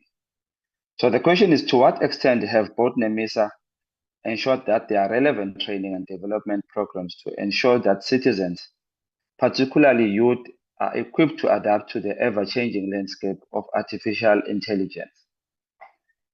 A question to MICSETA Chair is that, has MICSETA done a comparison study against the developing nation for benchmarking purposes to check whether the country is on a positive trajectory and are able to match the global technological changes by ensuring that there are appropriate skills and expertise for the country to reap the benefits of the latest technologies? What practical policy and legislation impediments do you think need to be overhauled to create a better enabling environment for MICSETA to offer much more support and resources to digital training? Chair, again, while I appreciate this presentation, my question and my emphasis to both my Honorable Sitole and Honorable Matafa is that regarding the people living with disability, ngiyacela Chair ukuthi ngathi kuleya 5% bangakhulisa maybe to 10. At least also while bakhulisa babukelele ekuthenini they put them ey'ndaweni abakwaziyo ukuthi bakwazi ukusebenza, bakwazi ukuya nasema-toilet and access the building entire lonke nje ngendlela abangakhona ngalo. If they can grow that number to 10%, I feel 5% incane kakhulu, Chair. And then again, Chair, sikhule in townships, this information then, it was something that is at least accessible. But lately, I see what is only accessible to people with internet, to people who are always browsing. It's no longer that physical appearance of Malogishi and Makaya, especially in the deep rural areas. I feel we're depriving abantu if in NEMISA and MICT bangazivezi ebantwini. It might even sound new kwabanye abantu, Chair. So I ask ukuthi bakhulise nalapho, Chair. Thank you very much. I submit. Thank you. Thank you very much, Honorable Shongwe. Honorable Vilakazi. Chair, just experiencing some problems with my connectivity. I'm trying to sort myself out. Can you come back to me, please, Chair? No problem. Honorable Makubela.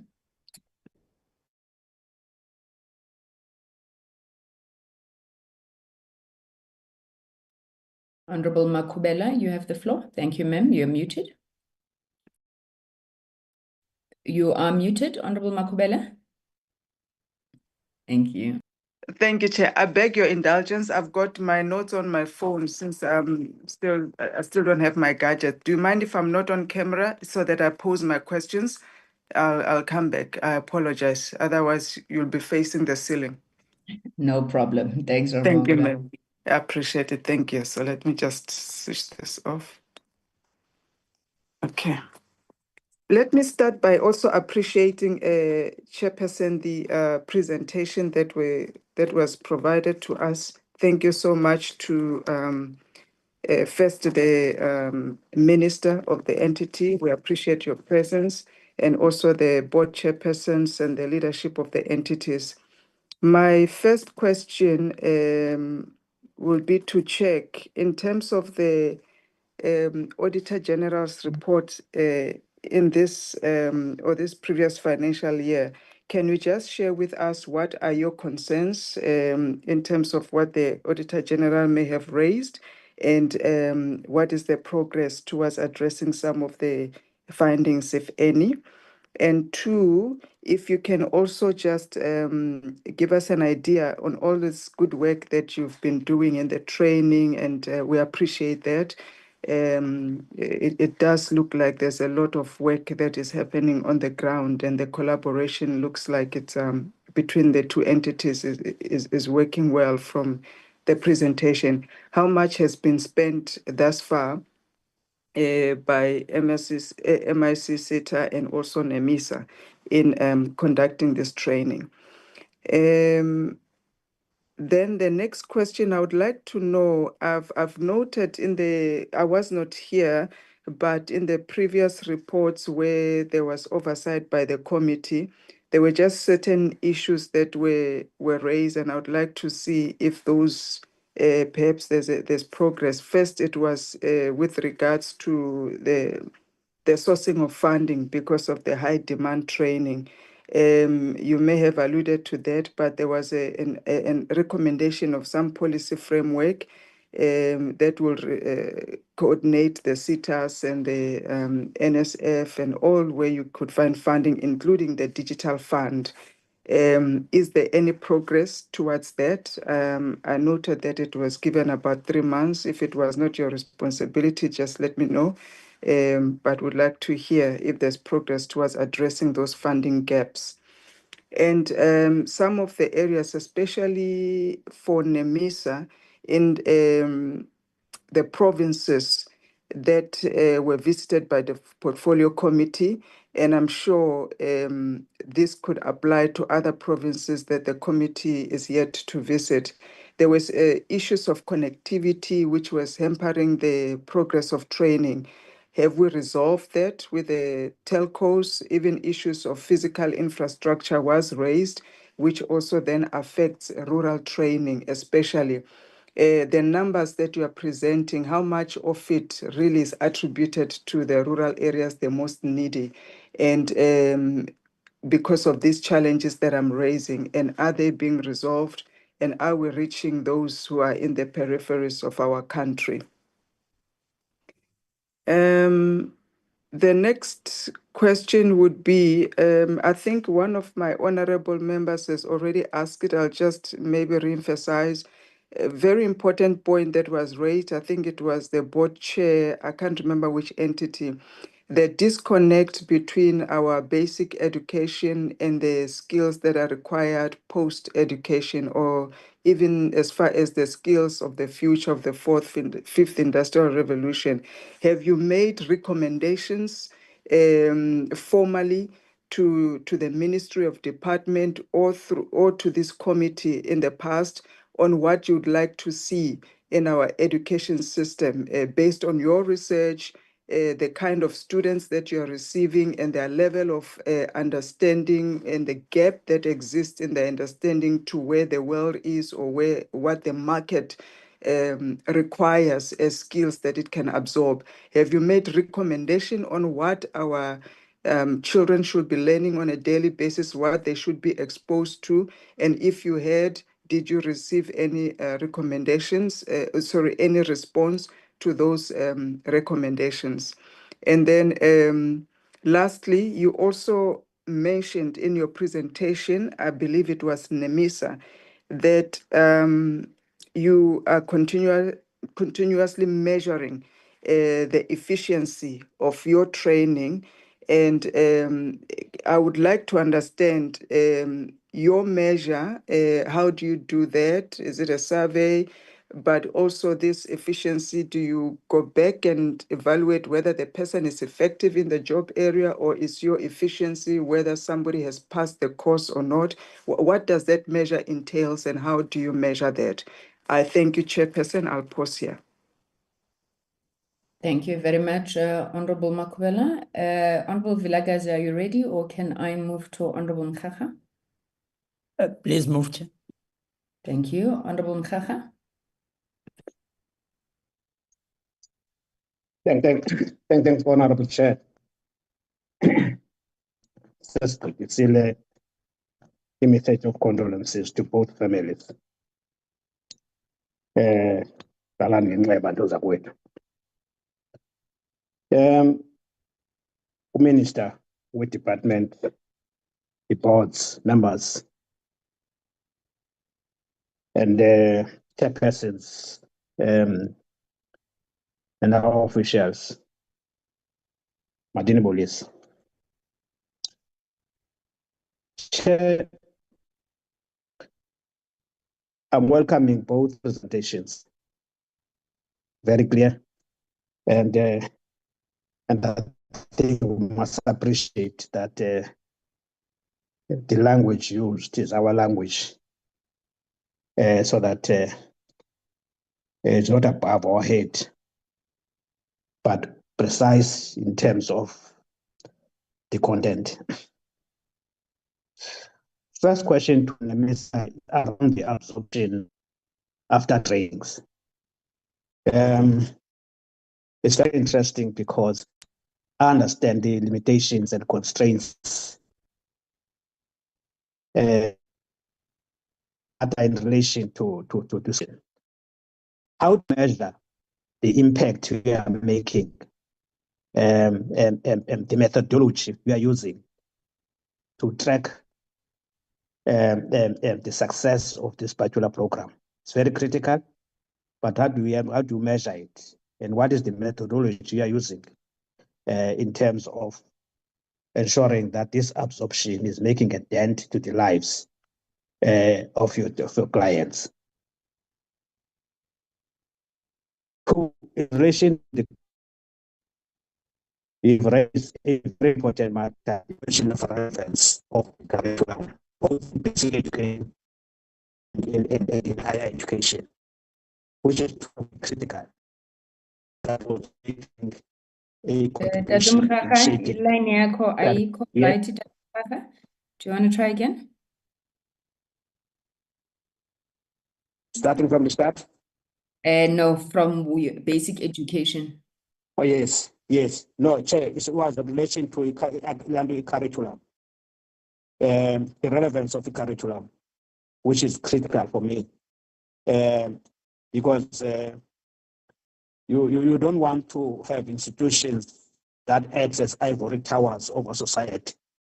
You want institutions that are relevant in terms of their curriculum. And what has been the observation? Their observation is they are operating on the ground as far as the policy gaps that must cover the areas that they are dealing with, and as far as curriculum is concerned. Concern about the accreditation of short courses. The presenter was highlighting that it's too costly to give full certificates. I'm not sure whether I'm captured incorrectly, but it's too costly to run the Chair, I entire. trust we understood you well when you said basic education. Sorry? Sorry, DG. Sorry? DG, Sorry? please. Sorry? Honorable Mkhakha, you may proceed. DG, please mute. Okay.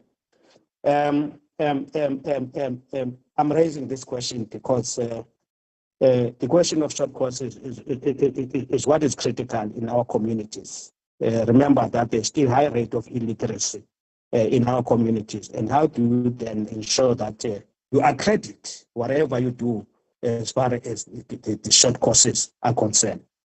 The next question is in relation to graduates. This is one sector that should absorb a greater number of graduates across your fields. You have skill audits as far as this is concerned, because there is this narrative that there's mismatch of qualifications, a narrative that for me is not assisting. Is there anybody here, or is just my network not working? Yeah. It's your network, Honorable Shongwe. Apologies again, Honorable Mkhakha. You are still on the platform. I'm being disrupted now, Chair. Now, we're following you on. Yeah. Now, Chair, so my interest is the extent to which they are able to absorb graduates within their sector or to other sectors. But for me, this is one sector that is supposed to be absorbing a greater number of graduates. Do they have an audit for such? The SETAs, I must appreciate, Chair, for the first time that there's a department that is serious about the establishment of cooperatives.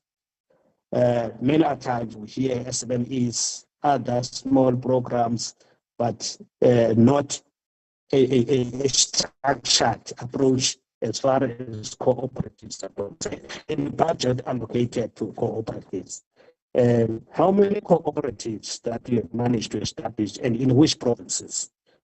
So that we make follow-up. Cooperative is the alternative and much more in dealing with the question of the unemployment. Apologies. It's NEMISA CEO. I'm not able to hear Honorable Mkhaga from my side, Chair. I don't know if it's only me. The other one, Chair, is Honorable Suranthi, there's been silence for these 3 minutes. Colleagues, Honorable Mkhaga is audible. However, his line does keep breaking, but he is audible. If there are issues that we may have missed, I will just repeat some of the salient points once he completes his input. Honorable Mkhaga, please do move towards a conclusion. Thank you, Honorable. I'm concluding now. The partnership and international exchange programs. I was listening attentively. I couldn't hear whether there are such programs, because the international exchange program would measure and benchmark your standard as far as your programs are concerned. Do we have such programs? The last one, Chair, is around the ownership and control patterns, relevant to both. What are your ownership patterns and as far as these programs are concerned?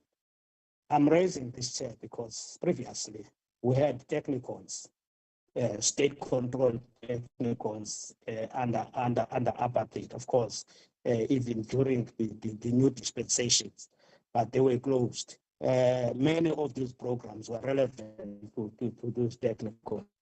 But now, we were able to identify the ownership patterns, because they were state-controlled.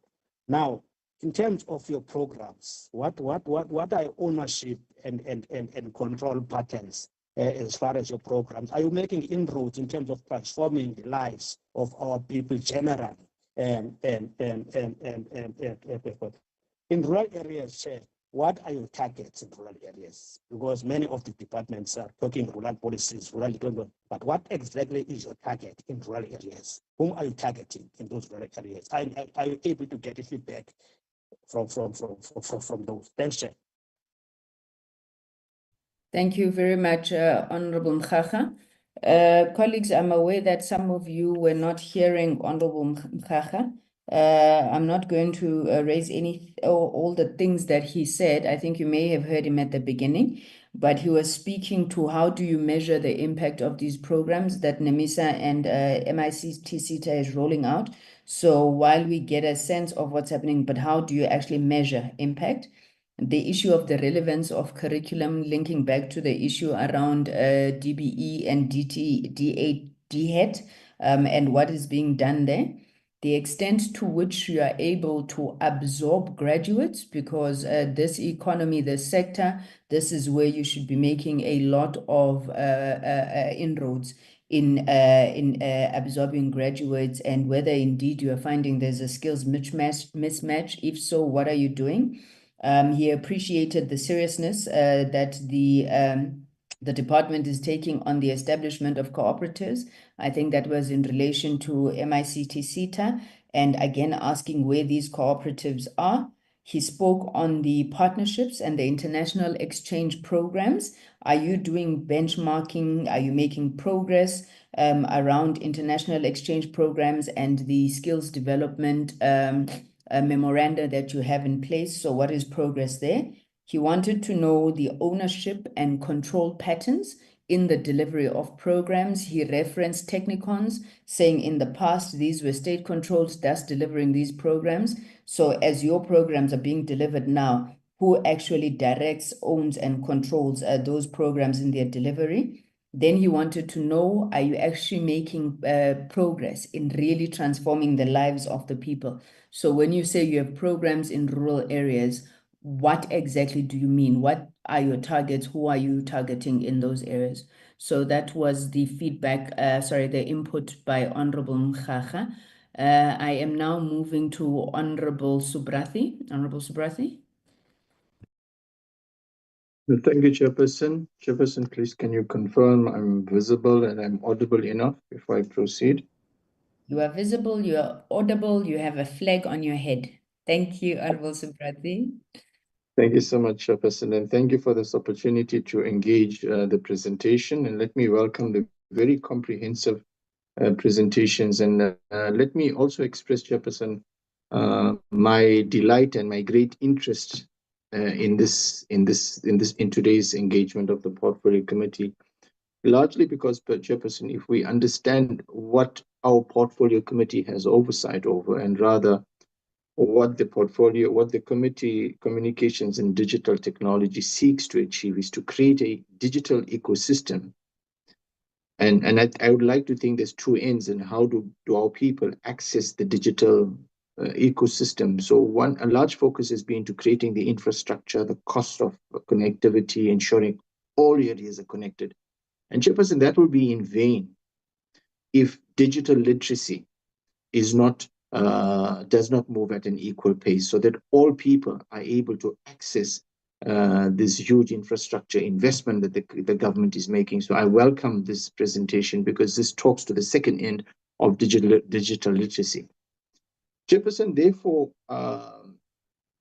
we've heard great amount about what has been done, and I must commend the interoperability between departments, in stark contrast to some of the lack of this cohesion that we found in other entities that we had oversight over. So I must commend both entities, both the MIT SETA and NEMISA.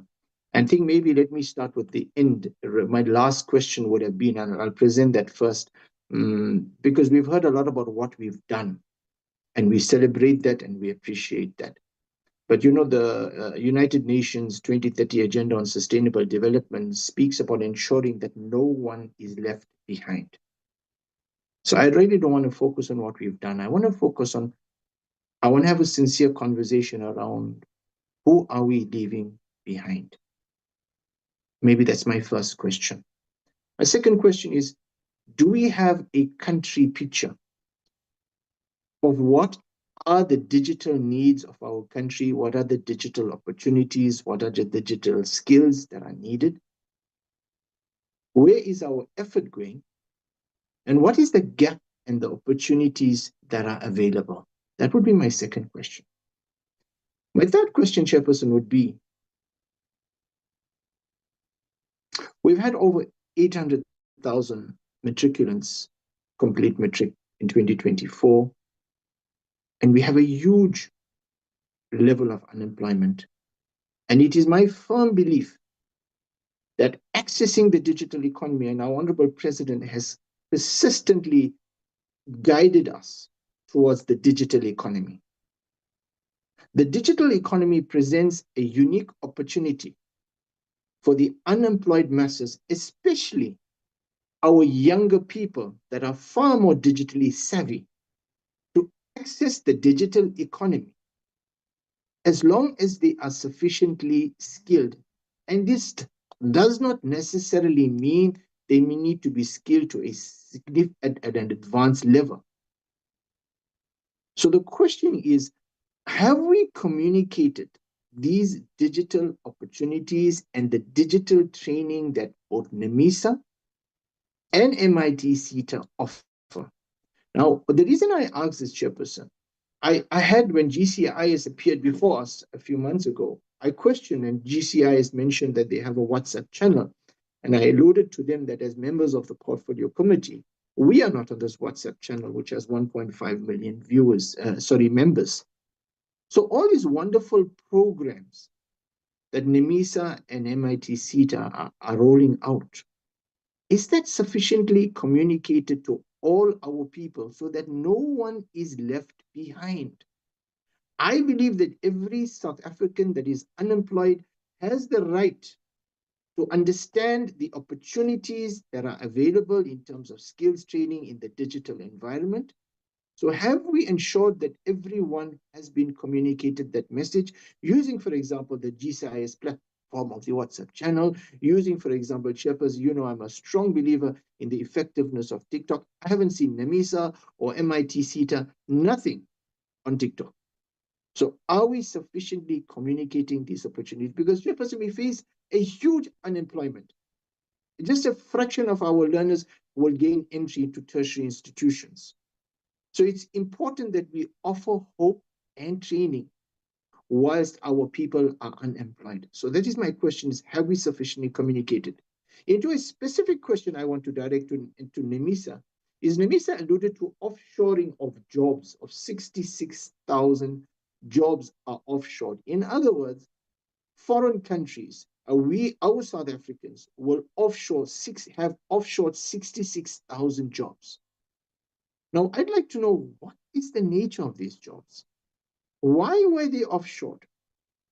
How can, or what can we do to intervene so that we can turn this around instead of offshoring our jobs being offshored to countries like, I know often I've been told that many people will go to, for example, to India to do website development and website management. Example, what can we do to reverse that ratio? Where instead of offshoring, our sufficient skills, we develop sufficient skills in South Africa that other countries will want to purchase our services of our skilled digital personnel. I've seen in the presentation of NEMISA that teacher assistants were skilled in digital literacy. My question is, why were the educators themselves not skilled? Because in an emerging world of e-learning, my sense, and especially in terms of preparation of learning materials, my sense is that the educators should be a key element. They should be trained in terms of digital literacy. So why were the teacher assistants and not the teachers or educators themselves trained? I was delighted, Chairperson, to hear from NEMISA about SAPO and reskilling of SAPO. And perhaps I'll be keen to understand what was the level of skilling of SAPO? Were they skilled? Who was skilled in SAPO? Are the current staff that remain being reskilled to serve the interests of the SOE? And the second question, I suppose, would be, those SAPO staff that were retrenched, is there an opportunity for them to be reskilled so that they can access markets that are available commercially? I heard with quite concerned, Chairperson, with MICSETA, and an honest conversation took place there, is that what we've understood in terms of the digital divide, Chairperson, we must be very, very mindful that inherently, unfortunately, the digital divide does not necessarily only mean between the rural and the urban areas. It's also those who are previously disadvantaged individuals have been unable to access the digital market. So I've learned, and we understand that a lot of the digital positions are still accessible, or rather, let's put it this way, are not easily accessible to previously disadvantaged individuals. And if that rate continues where only the previously advantaged individuals are able to access the more lucrative, the more meaningful, the more strategic positions in the digital market, then that divide will continue to increase. So my question is, how or what do we do to close that gap so that we ensure more and more previously disadvantaged individuals are able to access those jobs that are truly significant, that are meaningful, so that we can generate in South Africa some of the success stories that we hear of around the world. Chairperson, as I land, lastly, just to bring in SABC, which is another entity that we have oversight, we've heard about the massification of digital literacy. Is it possible to use platforms such as the SABC, such as SABC Plus, as a tool for massive teaching and learning in the digital environment? And I'll pause there and thank you for this opportunity to engage, Chairperson. Thank you very much, Honorable Subrathi. Honorable Souls, I don't see your hand anymore. Honorable Souls, are you covered? Okay, we may have lost Honorable Souls. Honorable Vilakazi, it's back to you. Chairperson, can you hear me? Yes, I can hear you. Honorable Chair, do you want to go for Honorable Vilakazi first, or? I think he's being a gracious gentleman and allowing you to go. So you may proceed, Honorable Souls. I hope you're not insinuating I'm not a gentleman. I can continue. Thank you, Chair. Thank you so much. My question, I've noted as part of the presentation, the issue on transformation, focus on the gender breakdown, and also persons with disabilities. I just want to have a racial background, or rather, Honorable Souls, I think your network is letting you down there. Do you want to turn off your video and let's see if we'll get you better, Honorable Souls? Breakdown of the benefit.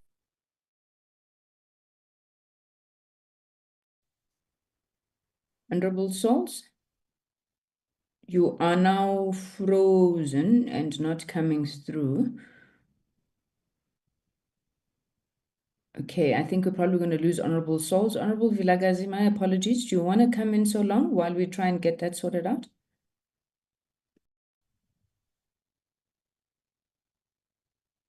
I will do, Chair. Thank you very much.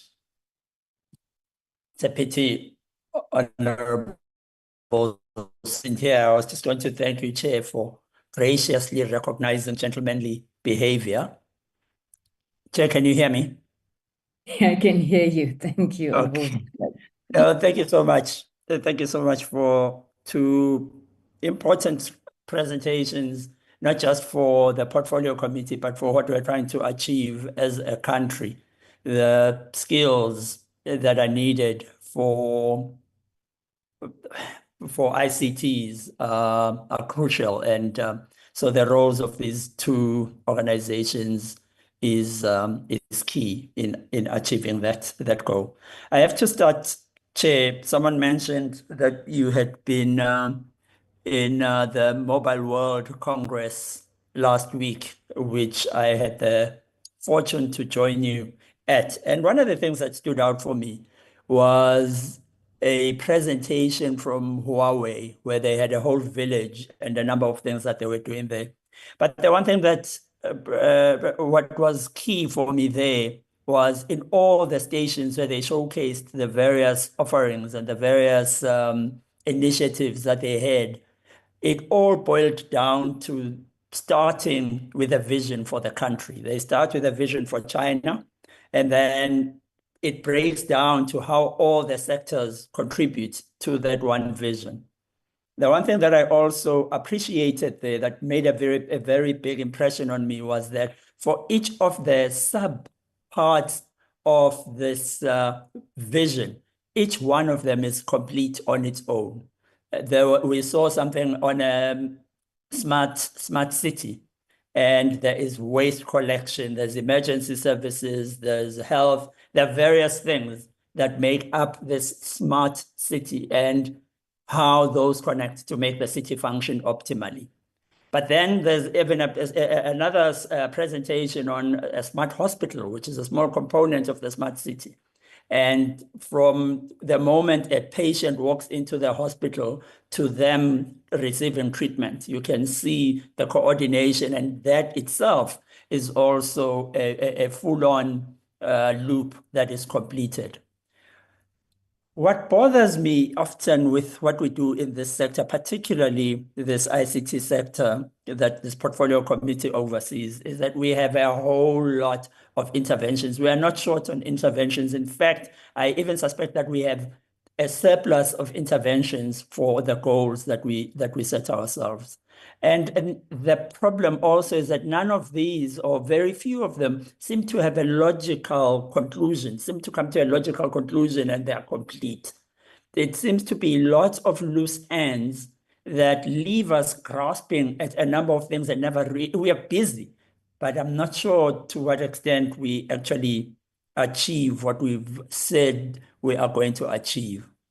That said, I'm not by any means saying that is the case here. I'm just saying that for me, I would really appreciate from our entities and departments just seeing a clear, this clear vision of where we are going and how each thing that we are going directly impacts what it is that we want to do. Let me just make a few points, Chair, before I conclude.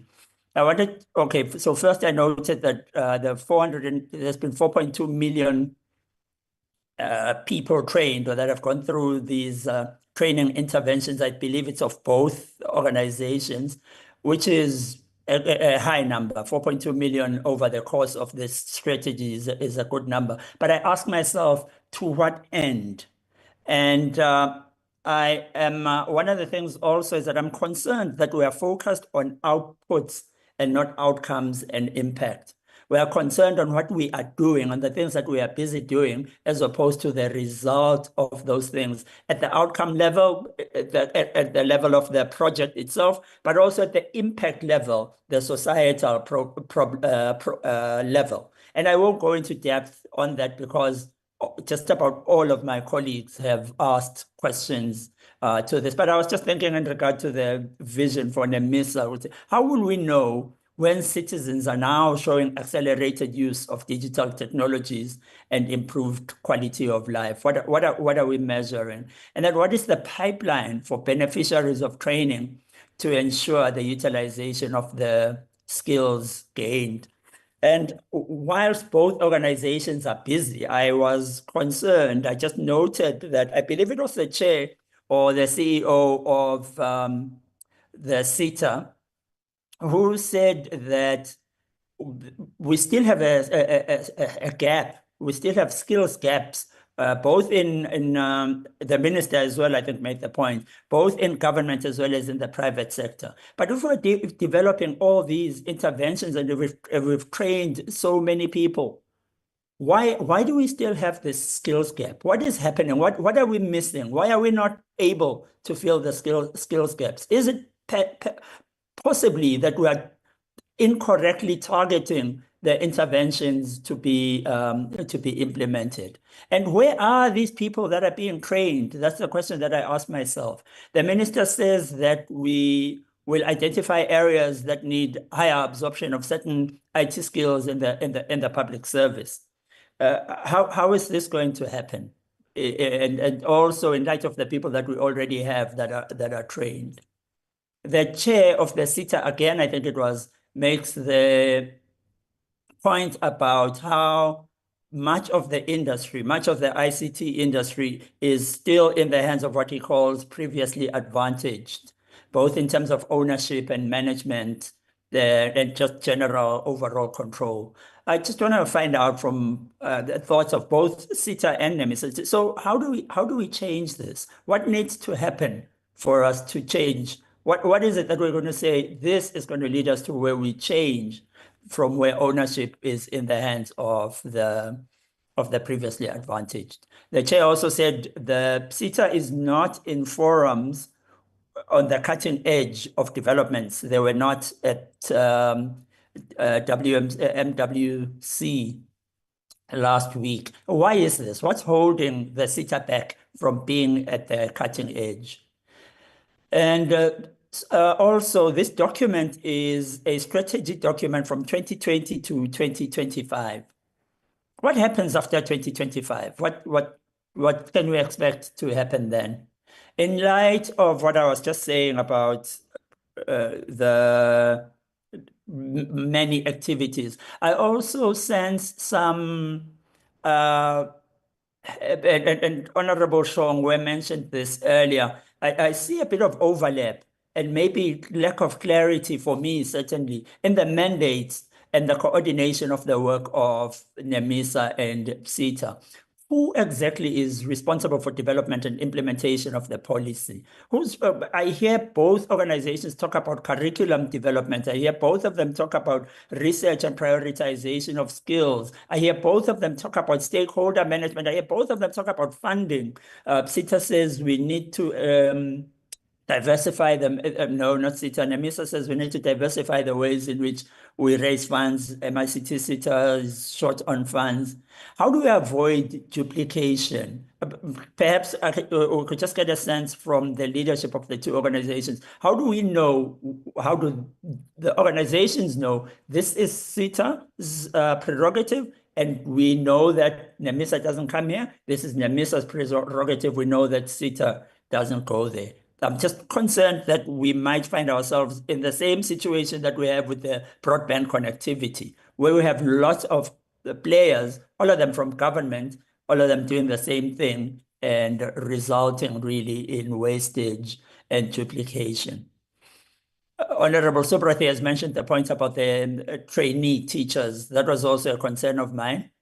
And I had discussed this with Mr. Ramitra, but just to mention again that I think it would be a good idea to administer feedback forms at the time that each of the trainings take place, rather than waiting for a lengthy or huge assessment every few years. Because I feel that if we administer before and after, maybe questionnaires or whatever measurement tools, will be able to tell exactly and precisely at that time the effectiveness of our training. And this has come up in different ways, but I'm still just a bit uncertain about who chooses what skills are to be taught. There's robotics and a whole host of other things on the one hand, Internet of Things. There's cell phone repairs and basic skills. How do we determine these skills? Who chooses what skills are to be taught? And also, if there's a mismatch with what industry needs, how do we determine the relevance of the skills that we are selecting? In closing, Chair, I love the fact that we're doing a whole lot of work.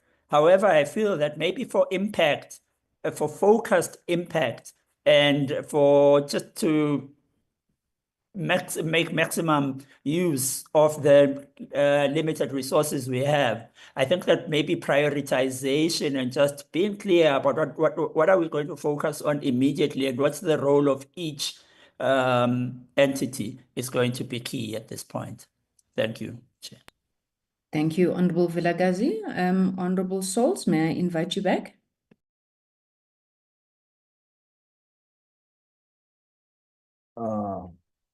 Thank you very much, Chair. Is that better? Am I audible?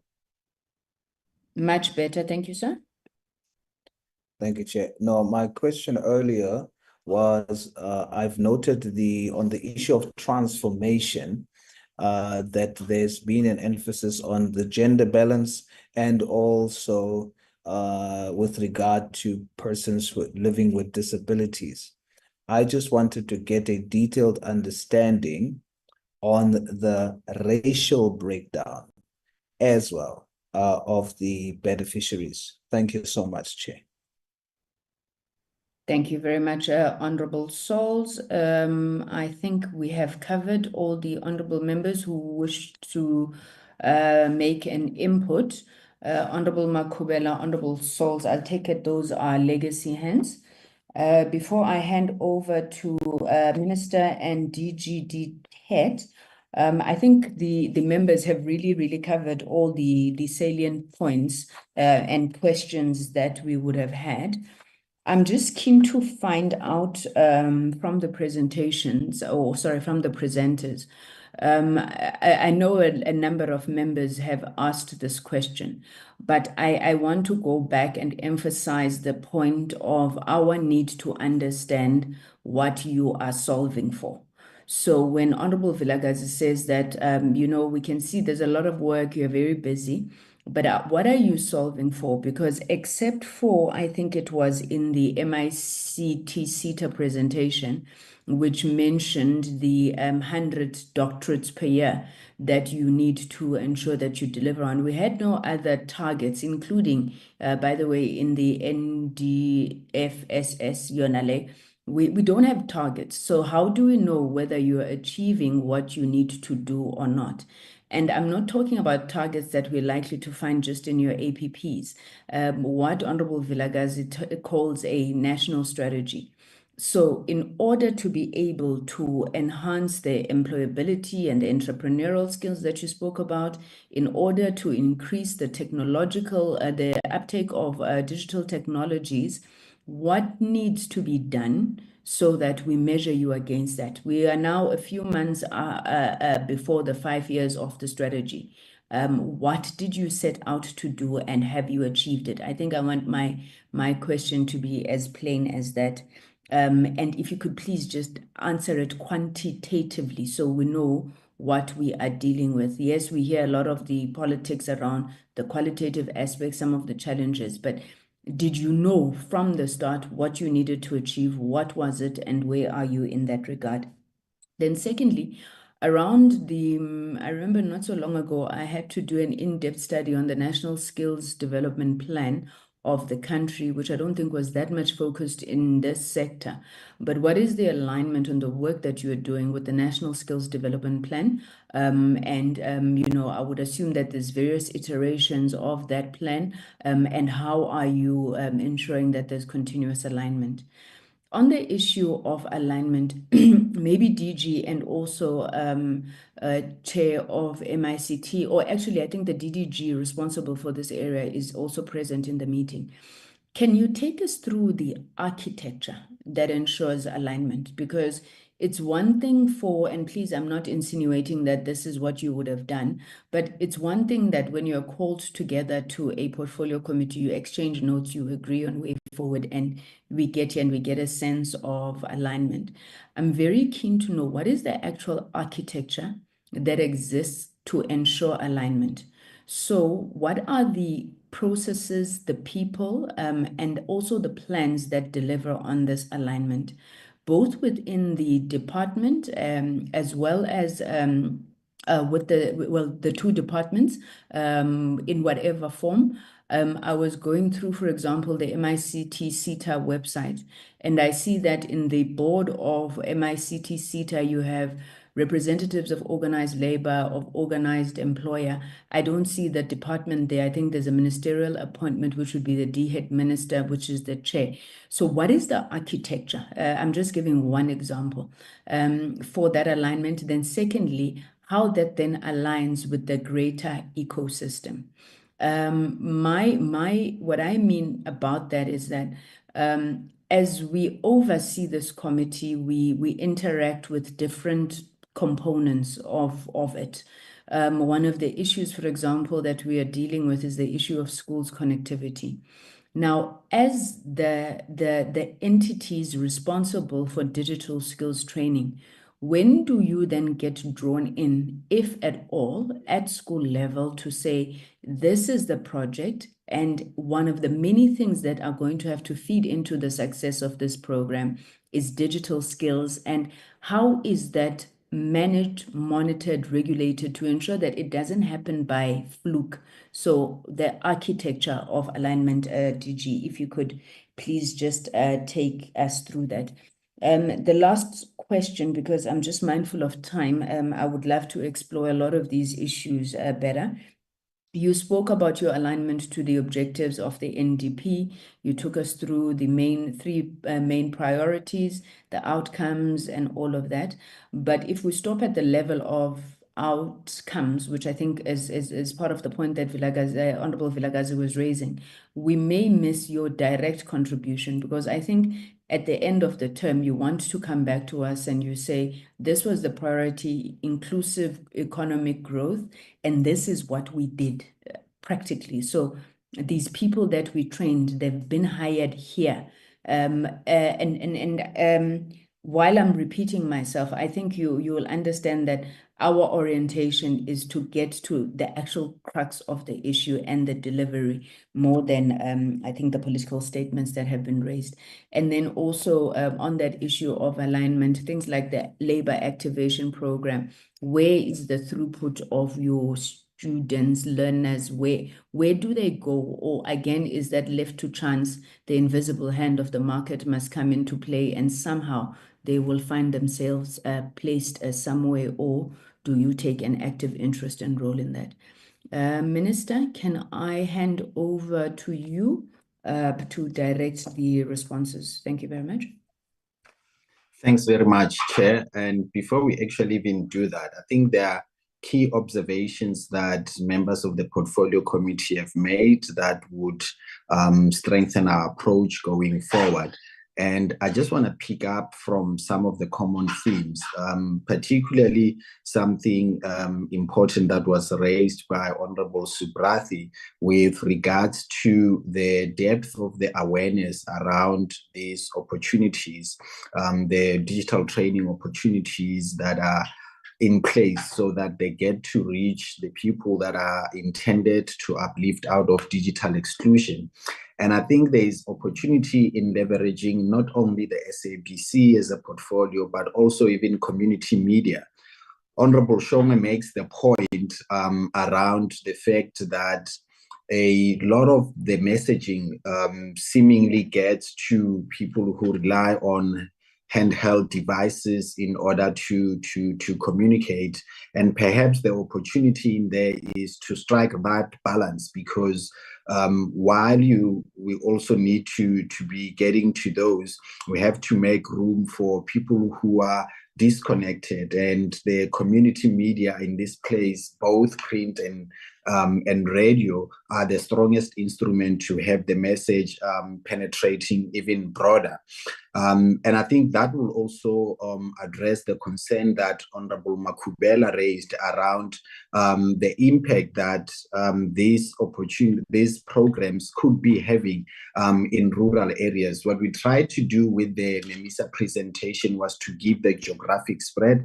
And I guess in there, perhaps the weakness was not to be able to decode it in terms of respective illustration of the reach in rural areas and in urban areas. But the conclusion would be based on the facts, and this will also help answer Honorable Subrathi's question that who do we leave behind? The reality is it's mostly communities in rural areas. It is mostly poor Black South Africans, just by the nature of the state of digital exclusion. Hence, all these interventions also need to be targeted in such a way that they would have the broadest reach in there.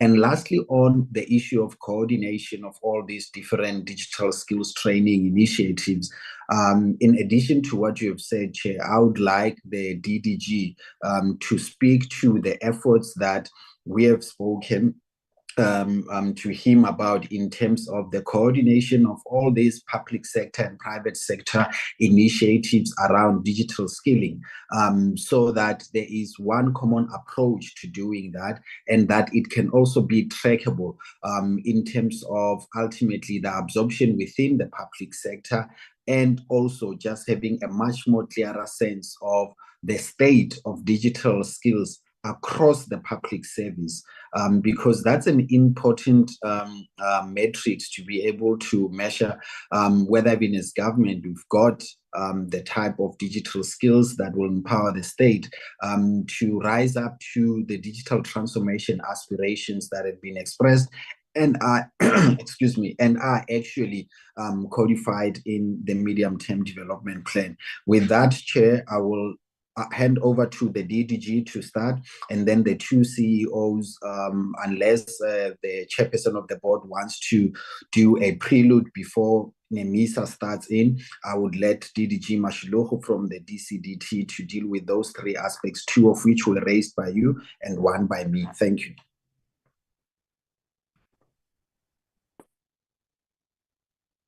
Thank you, Minister. DDG? No, thank you. I'm just trying to get some power. I was saying you're intimidating us. You want to walk out into our computers. The chair was just getting closer to the power. I see my laptop was trying to shut down. Chair, good morning, honorable members. Good morning, Chair, and all the members of the Portfolio Committee. I think I need to touch a few places, a few points, Chair, that you've raised. I think the first one being in terms of what we have been trying to chase in terms of the strategy. The strategy had an MTSF target that was done in 2019 of 2.5 million people and young people that needs to be trained in terms of digital skills, which we're working around that in terms of making sure that this is a target that we have to achieve. And one of the things that we did was last year, in 2024, we did a research study where we wanted 2023, end of 2023 towards 2024. So we did a research study where we wanted to understand the depth and how much skills have been done in the country. That report came out and told us that we had over 4.2 million people that were trained and just above 2 million job opportunities that were created in terms of the strategy. So now as we move along, because the strategy was a 5-year, it had a 5-year implementation plan. So what we are going to be doing this year, it is to look into the assessment of the strategy, the full assessment of the strategy, the review, which will then inform the review that we want to do, the review from the next year. So that work is starting now as we talk in terms of that review of the strategy. But also there is an area that the Minister also highlighted in terms of the coordination. One of the things that we picked up as well on our side was that there is a lack of a central coordination, in terms of, the digital skills. That's when then in the implementation plan of the strategy, we had what we call a Digital Skills Forum, which is a combination of, both the private sector as well as the government. The forum then it's led by our department. Then the forum aims to coordinate and also drive the research in terms of digital skills and also all the aspects which include the funding of the digital skills. Then that forum then reports to HRDC, which is then a broader, initiative that is led by the Deputy President. So that work is already started as well because we launched the Digital Skills Forum last year. We just struggled to have a meeting, to convene from the last financial year, but we did manage to sit last week where we engage all the stakeholders in terms of the way forward and how then we're gonna achieve, the assessment of the strategy going forward, which will then inform the review. And also the other point, Chair, that you highlighted was the issue of the alignment with from us as a department together with MICT-SETA. So MICT-SETA did reach out to us as well in terms of, the board composition, where they requested someone from the department to sit on their board. And I think that nomination would actually make sure that, whatever that we do from the department, it does, come across into the MICT-SETA as well, which then also we are working with both the DBE and ND-HEAD in terms of, the other aspects within the Digital Skills Forum. I think let me end there, Chair. Thank you very much. Thank you, DDG. May I hand over to NEMISA? Thank you, Chair. I think I want to express my gratitude for all the comments and the compliments and the questions from all the honorable members, Honorable Sithole, Honorable Shongwe, Honorable Vilakazi, Honorable Makubela, Mkhaga, Honorable Suprati, Honorable Sauls, and also you, Chairperson. We understand the empowering nature of our training interventions and appreciate the involvement of our various partners, sponsors, and the invaluable support of our Minister Malatsi, and this particular committee. Chair, I am therefore happy to confirm that NEMISA's entire budget is dedicated to our mandate, that is obviously to deliver training programs to supply much needed digital and creative media skills. But I need to emphasize, as we hoped we did in our presentation, that when it comes to digital skills, our interventions are basic, while our advanced courses or training opportunities are done with our partners such as OEMs, our collab model, and online training providers, while we also benefit from the opportunities that are created and maintained by MICT, SETA, and others. I can also confirm that the target of all our programs are women, persons with disabilities, youth, and people in rural areas. I am therefore proud of our achievements in this regard, and as our presentation has shown, that almost 2/3 of our beneficiaries are women, and more than 2/3 of our beneficiaries are located in a rural setting, despite the problems such as connectivity and infrastructure that we encounter in these areas. But despite these successes, Chairperson, we do have a problem attracting persons with disabilities. This then calls for a targeted approach, working with the Department of Women, Children and Persons with Disabilities, of course, NGOs and CBOs in the sector, to not only attract persons with disability, but also to ensure that this important constituency enjoy the benefits of our training programs.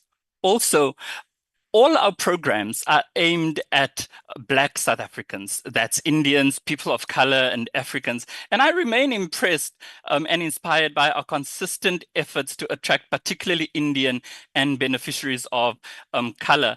And being from the Western Cape myself, I always go and pop in our programs, our training programs in the rural areas of the Western Cape and other areas where I have access to. The board of NEMISA, to respond to the question of impact, has prioritized impact, articulation, absorption by industry, and matching skills output with industry requirements. And we continue to work with our partners. While we appreciate the work done by NEMISA on these targets, we understand, Chair, that measuring and evaluating our impact will be better explained as we continue to perfect our system. Lastly, Chair, allow me to get in a dig as a certified ethics officer. In her book, The Age of Surveillance Capitalism, Professor Shoshana Zuboff talks about data as a commodity and the dangers that lurks for consumers and users, or as she puts it, an overthrow of people's sovereignty. As we increase digital literacy in our country and empower the previously excluded to use and exploit the multiple opportunities, or as we envision within NEMISA to improve the quality of life through accelerated use of digital technologies, we need to make sure, by working with the information regulator, that our users of digital innovations and technologies do not only know the benefits of these of utilization, but are also aware of their rights. And then when they are aware of these rights, we hope then that they would be much better protected from abuse and exploitation. With that said, Chair, I have great pleasure of calling on the CEO to respond to all the other questions. Thank you, Chairperson. CEO? Thank you, Chair. I'll go through the questions, Chair, in line with each of the honorable members, Chair, so that we are specific in responding to the questions as well, Chair. Thank you. Honorable Ramitlo, why do we have a black screen where your face is supposed to? And my camera is on here. I don't know, maybe, let me see if Much better, thank you. Is it visible, Chair? Yes, it is. Oh, thank you. Thank you. Thank you. So, Chair, I will go in line with each of the honorable members' questions, Chair, starting with Honorable Mataha. So he asked in terms of the gap identified, especially in skills that are in high demand. Sorry, CEO. Sorry, CEO. Yes. Before you Yes, proceed, Chair. I see the DG has got his hand up. DG? Okay, Chair, thank you. Honorable Chair, I beg for your indulgence. I'm about to enter into another engagement. With your kind consideration, if I may just make a couple of comments on behalf of the department. I'll greatly appreciate, Honorable Chair. CEO, I think you scared the DG with your, I'll go through them one by one. Can we beg your indulgence, CEO, just to allow the DG to reflect before he has to leave us? Thank you, that is okay. Thank you, Chair. Thank you. DG, you may proceed. Honorable Chair, thank you so much. I appreciate the opportunity.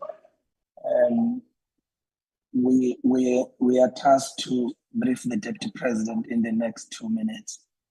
The key issue, Chair, that is a threat across all the questions that honorable members have asked can be summarized in the questions by Honorable Matafa on gap analysis, the questions asked by yourself, Chair, around the disconnect between the basic education and the Department of Higher Education and the rest of other departments. Honorable Mokgaka's reference to the measure, how do we measure the impact and the synergy between our departments? All of these questions, Chair, somehow in the response by the DDG, who actually kind of define the architecture that coordinates this work, makes me to come to a point where I wish to speak about the fact that as a Department of Higher Education and Training, we are the coordinators and the secretariat of the Human Resource Development Strategy for the country that is, chaired by the Deputy President. And recently, Chair, we have just tabled the revised Human Resource Development Strategy that speaks to the entire set of human resource development needs of the country. What is different between this HRD strategy that you have tabled and other 5 since the advent of our democracy is the fact that this time we have also tabled the implementation plan, which is what we call the Master Skills Plan. These are the documents that we would like to table before you at some point and speak to intensely, because they speak to the whole set of skills. Honorable Imran Subrati, spoke to who are we leaving behind. We've got a breakdown of all the young people not in education, not in any training, and not employed. We are talking about close to 8 million young people. And, if I count those that are in the basic education, and this is a huge number, which therefore means our task does not end with what we do with our institutions, but it is what we have not done. And this is what we admit upfront as a challenge going forward. Thank you very much, Chair. We appreciate the questions. The Chair of the committee and the CEO will deal with the specific questions with your permission, and thank you for your indulgence, Chair. Thank you, DG, and thank you so much, firstly for your attendance and participation, but also for the commitment that you will take us through that master skills plan, because I think it will begin to answer a lot of the questions that we have, and obviously the direction that we have to focus in terms of our work on oversight. So much appreciated, and we look forward to inviting you again soon. Thank you, DG.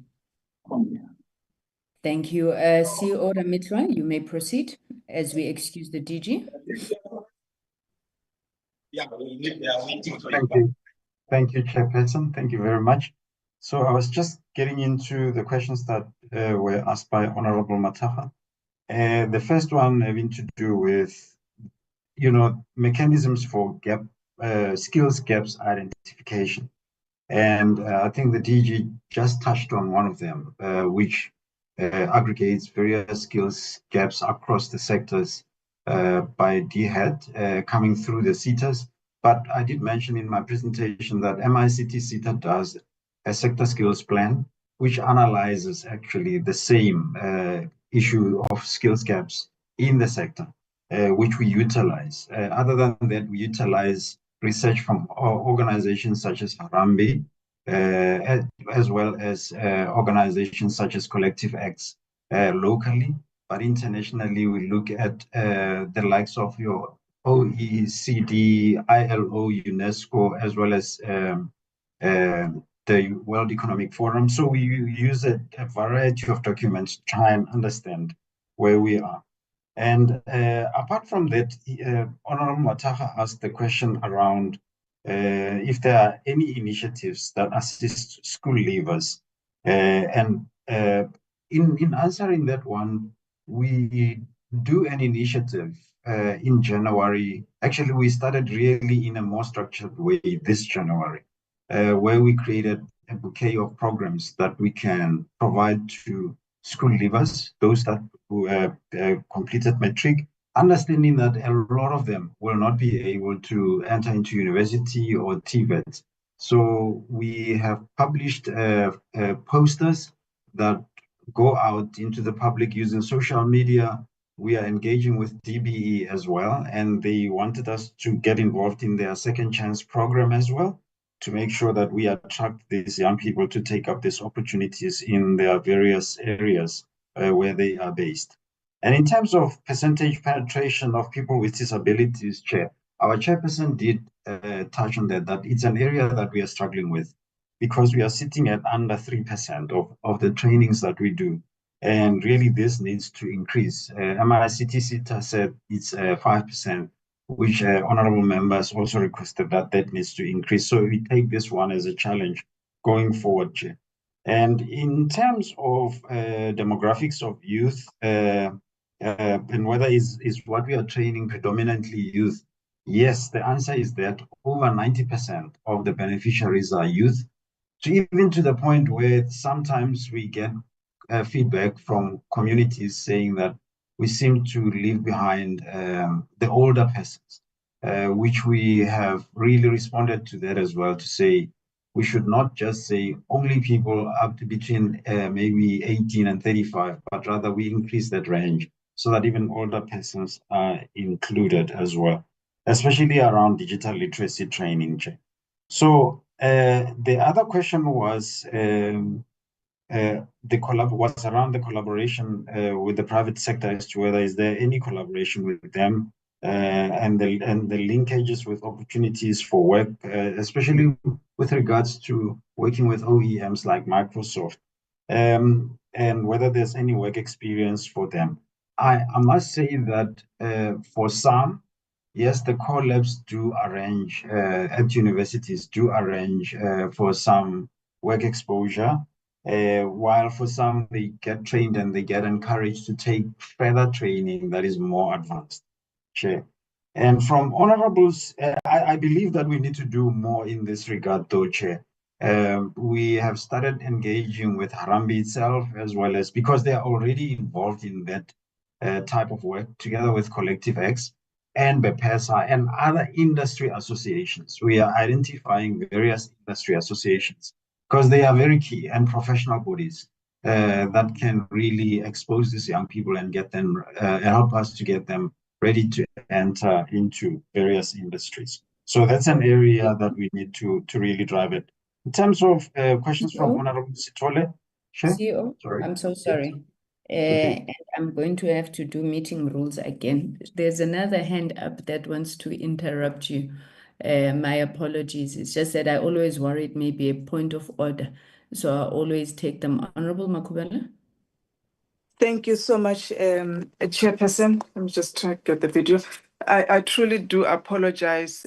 I'm taking a bus to plenary at 12:30, so I might really ask for your indulgence to be excused and just get ready for the bus that is coming through. So if I log off, will you please just accept my apology? Thank you, Honorable Makubela. I was actually thinking about that because plenary indeed starts at 2 o'clock.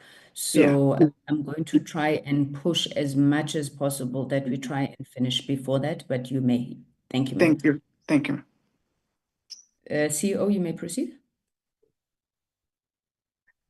Thank you CEO, very you much, Chair.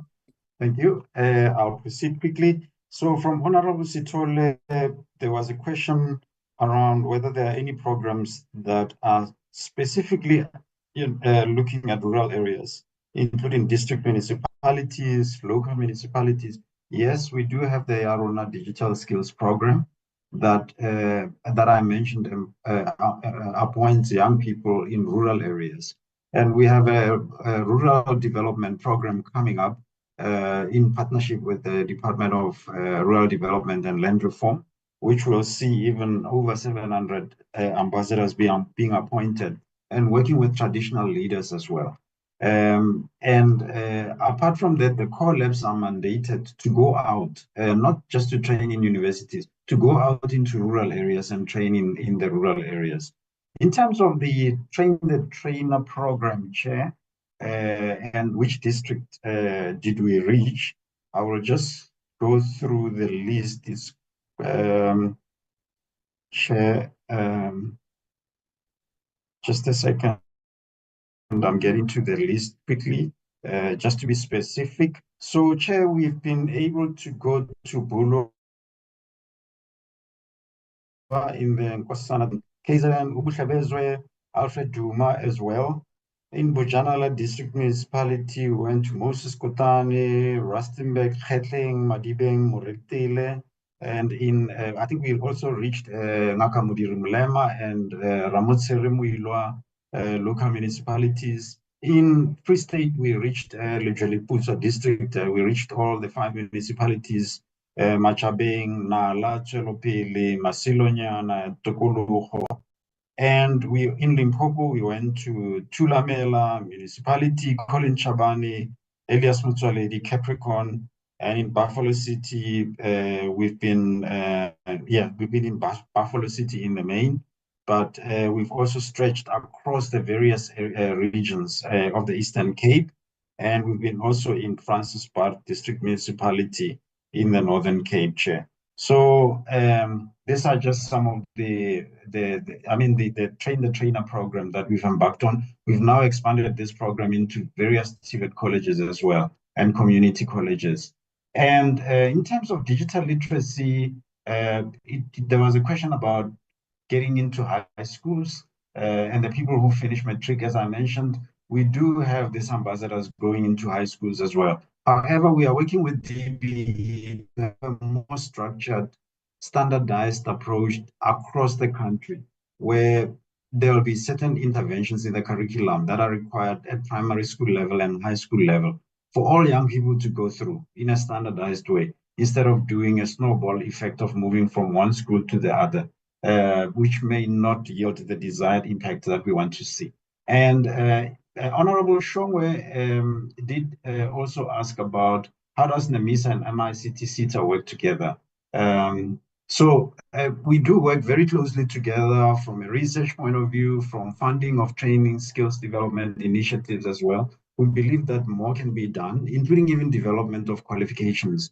We participate, MICT runs consultative sessions through which we participate. We are accredited by MICT, and therefore the roles are very clear as to which of these two entities play we are more of a training provider, while MICT-SETA is an authority, an education and training authority, which oversees development of qualifications and programs, and monitors how the sector skills plan is being implemented as well across the sector.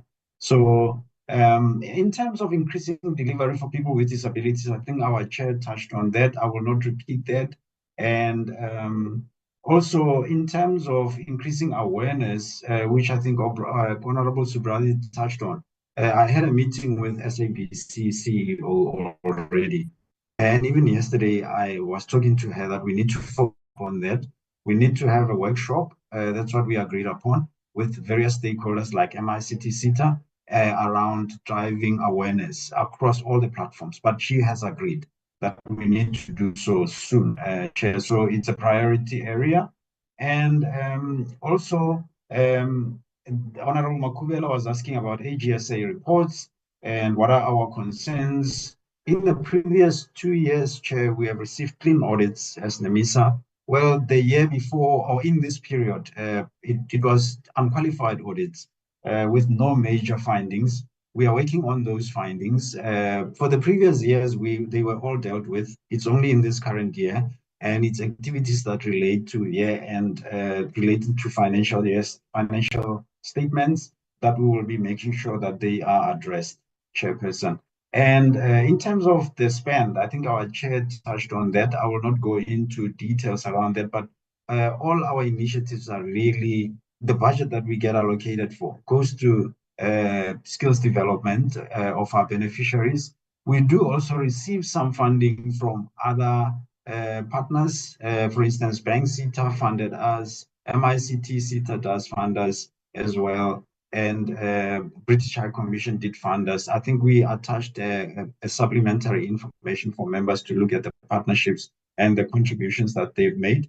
And in terms of the other question that she asked around provinces visited by the Portfolio Committee and the connectivity and physical infrastructure issues, were those resolved and how much rural areas were reached? Chair, I think it's on a case-by-case situation. Currently, we've been targeting areas where there's connectivity already, especially through SA Connect. However, we do go to other areas where we bring our own connectivity to assist the young people. We bring our own connectivity, we hotspot them, we work with them in that way, and that assists quite a lot, Chair. So in terms of quantifying the rural areas, Chair, I'll have to gather that information so that it's succinct and clear, but we do reach a lot of rural areas. I can say that over 80% of what we do reaches out to rural areas and townships, because townships are also other areas that are marginalized or previously marginalized. And also, there was a question as to whether we have formally made recommendations to DBE on what should children be learning or doing, and any response from the department. Yes, we have. We engage regularly with the department. We have indicated what is the content of our digital literacy program that should be introduced for teachers as well as for children. And there's positive response. However, the process of curriculum change is quite lengthy, so we have not really gotten to the point where the department adopts that across. However, we do know that the department has started with coding and robotics in some of the schools. So we are trying to say to them, learners need to go through digital literacy as the first step, at least going forward. So we will continue engaging them in the future to make sure that this is standardized across the schooling system, Chair. And also continuously measuring training. Yes, we do. The question was, what is the methodology? We do surveys and we do key informant interviews as well. But our board recently requested that before any training intervention, we should collect data as to where the learners are, and soon after they've completed, just like Honorable Villagas was saying, and then later track them as well. So we are working on that methodology to improve it going forward, because what we've been doing, yes, we do collect feedback forms, but later on we do impact assessment through surveys and interviews. And we will look at other ways of tracking the learners as well, using AI and technologies, but of course with their consent, and also respecting POPIA. And from Honorable Mhaha, I think I touched on the methodologies because he was asking about that. And also who directs and owns the programs. Chair, we direct the programs from our side. The core labs and the universities, TVETs are just our delivery partners, but we direct as to what should be done, informed by what we see in research. And also, sometimes it's from bottom up, when in a community, maybe they raise certain issues and they request for interventions. We also respond to those requests accordingly, Chair. Or municipalities or industries or associations that we work with, we do respond in that way. And in terms of rural areas, there was a question about what do we mean by that, and who are the targeted people. So in rural areas, well, it depends on various programs, because we target SMMEs, we target as well the people who need to go through digital literacy, who include older people, but for more advanced digital skills, we target the youth because they're looking for careers in these types of trainings. And from Honorable Subrati, there was a question around, he actually first appreciated the need for a digital ecosystem and that we need to move in the same vein in terms of, or in using similar standards in terms of digital literacy to ensure that we don't leave anyone behind. However, he was asking, who are we leaving behind? And what are the opportunities and the gap? And I can respond, because that question is quite profound, Chair. I can respond to that by saying that industry is the one that really has the answers in terms of what are the gaps, what do they need, who do they need to onboard. And we have, in the past, in this period of the strategy, we have not really worked that close with industry. It is now in the last year of the strategy that we realize we really need to forge partnership with industry, with associations of various industries, and continuously monitor what are the needs and respond to those needs in the form of short courses, short training interventions, reskilling and upskilling of people. And in that way, we will remain relevant. Currently, the sector skills plans and the research that we use would usually be released once a year. We realize that that may not be enough in terms of monitoring what are the needs. And we also intend to work with Stats SA in terms of their quarterly labor force survey to ensure that we collect data that links to digital skills across the various industries to see what are the dynamics and labor absorptions in this space, so that we can be able to respond to the gaps. Chair, and I think that was a profound question. And moving on, Chair. As you conclude, CEO. Yes, thank you, Chair. As I conclude, let me see. In terms of offshoring of jobs, I can indicate that, yes, this is happening. Many, especially big companies, do this.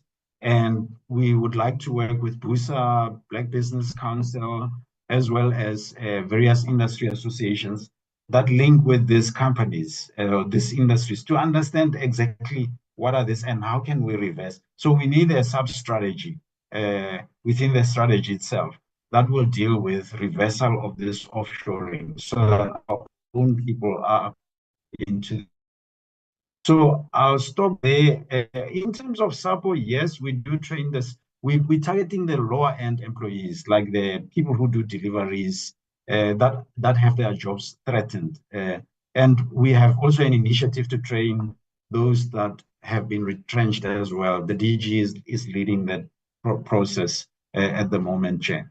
And yes, I'll stop there in the interest of time. I didn't get to Honorable Souls and Honorable Vilagasi, but yes, I hope that I've touched some of their questions, Chair. Thank you. Thank you very much, CEO, for that comprehensive response. There are still things that are a bit outstanding, I do know. We'll look at that in the summary, but also just to say that we are running off time because members need to travel to Parliament. So can I then quickly invite MICT SETA? If you can please be brief, but we still need the responses to the issues that members are raising. Honorable Souls? Chairperson, just very disheartening that I didn't hear anyone answer my question. Thank you. Thank you. Could we request that the question that Honorable Souls raised about the racial breakdown also be responded to? I know that the chair of NEMISA attempted, but we still don't have clear figures on the racial breakdown over and above the other demographic stats. MICT SETA, please come in. If you can speak to that as well, please do. Otherwise, we'll need to get somebody to just give us a more concise response. MICT SETA? Thank you, Chairperson. So let's try and be as quick as possible. I think the first part of the gap between basic and education and post-school education, I think it's a discussion that I think all leaders should have, but it still does exist, particularly with the schools in the provinces that are largely rural. And I think probably I will stop it at that and not go beyond that point. Secondly, I think the issue about rural areas, as we said, we had a rural development strategy, which has made us to have a footprint in a number of rural areas, and I'm sure the CEO would get into that detail of which municipalities have we been to, and in fact some are covered already in the presentation that Ms. Sema had put across. But our rural development strategy also includes informal settlements. That's where we focused, for example, areas like Tembisa, Alexandra, and so on. If you talk Johannesburg, we have also included the impact on the informal settlements. In terms of the TVET colleges, we have partnerships with different TVET colleges across the country, and most of these TVET colleges are in rural areas. That is part of a deliberate reach out to the rural areas, and where we are providing support and skills development in these rural areas. In terms of hackathons, it will be the first that we would be running, and it's going to be open to anyone and everyone who may participate within the resources, and noting that this is going to be the first that we're going to be taking, but I think it's going to be a very open process, which industry and largely SMMEs are going to be invited to participate in the hackathons. I think in terms of duplications of roles, indeed there isn't much. I think the CEO of NEMISA has clarified that they are actually a training provider. We are an authority, but also disperse funds for training. So what NEMISA does is any other training provider we would do, but the difference is that they are a government entity. We've got an agreement with them, and that's how we then structure the relationship. And it's not possible that we would duplicate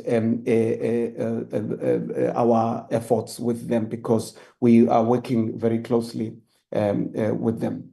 And in terms of the policy and legislation that probably is required for more support, I think the issue probably is not more on the policy interventions, but I think it's more on the coordination of these interventions from where I am. I'll make just a quick example. The UIF, and the chair, you also spoke about it, Chair, the lab from UIF. That program, we have worked with them, but I think the working arrangement it needs a bit of an attention on terms of how do we coordinate our efforts between them and the SETA itself. So it needs, in my view, a discussion between the heads of these entities from the Department of Labor and Higher Education to say how do we get our resources together to deliver to the mandate that we are all supposed to be contributing to. And I note the issue about the disability. It's a matter that we'll look into in terms of AGSA, and of course we've run a bit of a clean governance. Up to this point, there's no major issues to be responded to. The spend that we've had over the years, and I could say in the last 4 years, we have spent roughly almost 4 billion rands on these interventions. The tracking on the impact of these interventions that we are making. The board is tracking those through the tracer study, and of course, there is still quite a bit of a gap to be closed in terms of how often and how accurate is the tracer study. But I think it's an advancement that we're making to ensure that we conduct the tracer study on whether we're training people for the streets or not. But the other reality, Chair, that I think we still have to confront is that the market itself is only that big.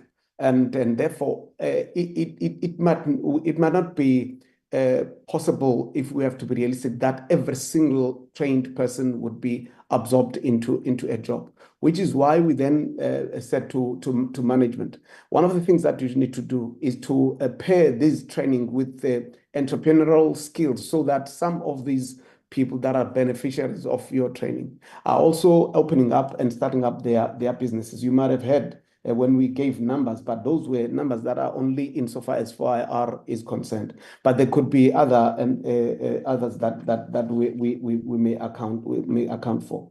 And Chair, insofar as the observation on the curriculum, I think raised by Honorable Mkhaka, it's true that there might be disjuncture between the curriculum at the basic education level and what then would be required a bit later and by the market. So I think it's a matter that I think the leaders need to engage, and we can confirm that indeed there is a bit of a concern from that standpoint. The absorption of graduates. I would also be honest, we've not had a deliberate plan of absorbing graduates. But indeed, we know that there are graduates that have benefited through our programs insofar as they met the requirements to be enrolled into our programs, and also fitting into the targets that have been set and approved by the executive authority and finally by Parliament. But there has not been a deliberate plan that says this is how we're going to address the issue of the graduates that are unemployed.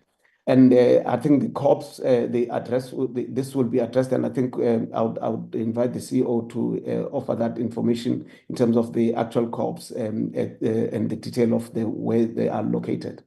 And the ownership and control matter. The ownership and control of matter. Look, some of most of our programs are delivered by training providers who are small businesses, and also through the TVET colleges. And there are times where we partner with the OEMs to vendor-specific programs that we are delivering. But the ownership that we were talking about earlier on is the ownership in terms of the industry itself, not from a training perspective only, but the ownership of the industry itself. I think that's where the major challenge is. The digital literacy, I think I agree. That's very important. In a village where I was born and I still stay in the Eastern Cape, We know there are people who still have not seen a laptop, and in my own village, and we've made strides to that. We've taken strides, albeit not adequate, to reach out and not only to focus on the 4IR related skills, which are at the higher end, but at the low end, basic digital skills. There are programs that we are offering to that, and I think the statistics could be offered should they be required in that respect. I think probably I will leave the rest of the questions to the CEO and Ms. Sema to deal with, because some of the matters have been dealt with by the DG, and the DDG also responded to some of the issues around the architecture. And also probably let me just address just one thing from a governance point of view, Chair, that you have raised. The board of SETAs are constituency-based boards, and with the labor employer, and only the chairperson is not necessarily extracted from the constituency and is an independent person. So the government should be there for the entire term, which is ending in the next few weeks. 5-year term, we've not had a government representative. It had not been appointed. That representative was not appointed. But I know in the current process of recruiting members of the board to start on the 1st of April, I think there's been an extended hand to call on the Department of Higher Education and also the CDT to ensure that they, amongst themselves, address that matter so that the minister can appoint a person that has been agreed to sit on in that board. Of course, indeed, it's a matter that has been a challenge for a while. And I would request the CEO to pick up on the areas that probably I would have left. Thank you, Chair. Thank you. Thank you very much. Unfortunately, you come in right at the end, so you only have 5 minutes because we need to finalize a matter on ICASA before we close the meeting. Thank you. Thanks very much, Chair. Thanks very much, Chair.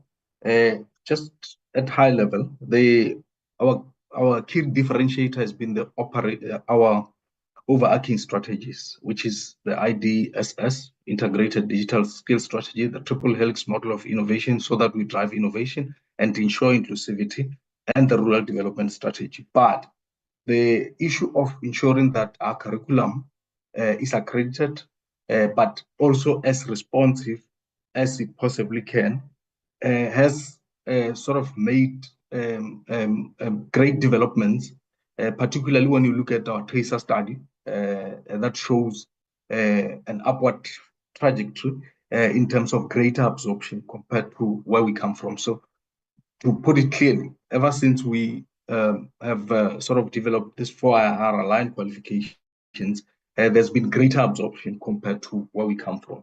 And beyond that, the issue of sufficient communication so that no one is left behind. We visit through our marketing, internal marketing and comms libraries across the country to share career guidance, information, advocacy programs in various communities. We also have a standing partnership with our Department of Higher Education and Training through CETA on career development services. We also do capacity building workshops across the country. Also in various schools, we do career exhibitions with some of our partners on a regular basis. Beyond school visits, there's also community outreach programs and some sort of youth organization targeted programs beyond sector partnership programs. The other issue that maybe I should touch on is relating to, I won't elaborate on research. Of course, the programs that we offer that are 4IR aligned are informed by the very sector skills plan internally that conducts research on a broader basis within the sector. But it's also our research is also peer reviewed by professional bodies in our sector, your ITPSA, your ITA, your ICASA, amongst others, including Sandra, but also the National Film and Video Foundation, so that it's as informative as it possibly can. On the issue of legislative impediments, the 10.5% admin threshold remains a major challenge in our sector, because If you look at the MICSETA, more than 32,000 stakeholders from your universities to TVET colleges, CETs, your top-level paying companies, medium-level paying companies, and SMMEs, which are much more than the rest of the other sectors. And you look at the staffing of MICT-SETA, we've got less than 140 employees who are serving more than 13,000 learners, more than 900 stakeholders countrywide. If you look at KwaZulu-Natal alone, it's so widespread in terms of landscape that sometimes it takes the whole entire day to go and do the necessary monitoring and evaluation. One member asked as to how we monitor and evaluate.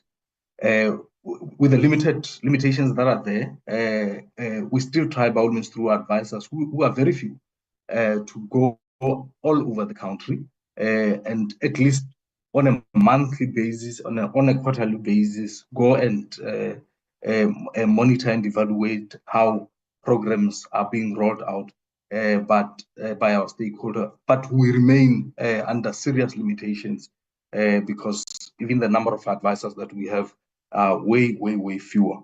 The issue of further legislative impediment is just finding a way of having a basic education system that aligns with what the industry or the economy requires.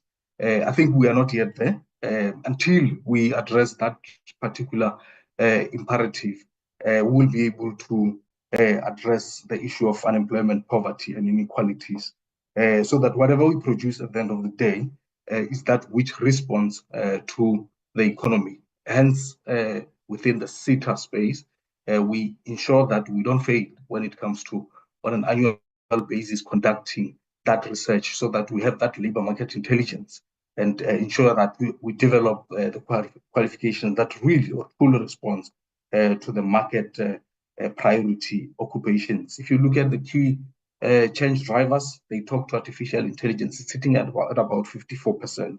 Hence, we developed a qualification in that regard. We've got 5G, we've got cybersecurity, we've got cloud computing, amongst others. We've got automation, IoT, digital transformation. Those are key change drivers that we have ensured that we develop amongst that the list that Ms. Sema has articulated, the 54 qualifications, that we also have those qualifications offered by our stakeholders and the learning material currently under development and to be provided to our stakeholders at no fee. Let me leave it at that in the interest of time, Honorable Chairperson and Honorable Members. Thank you very much.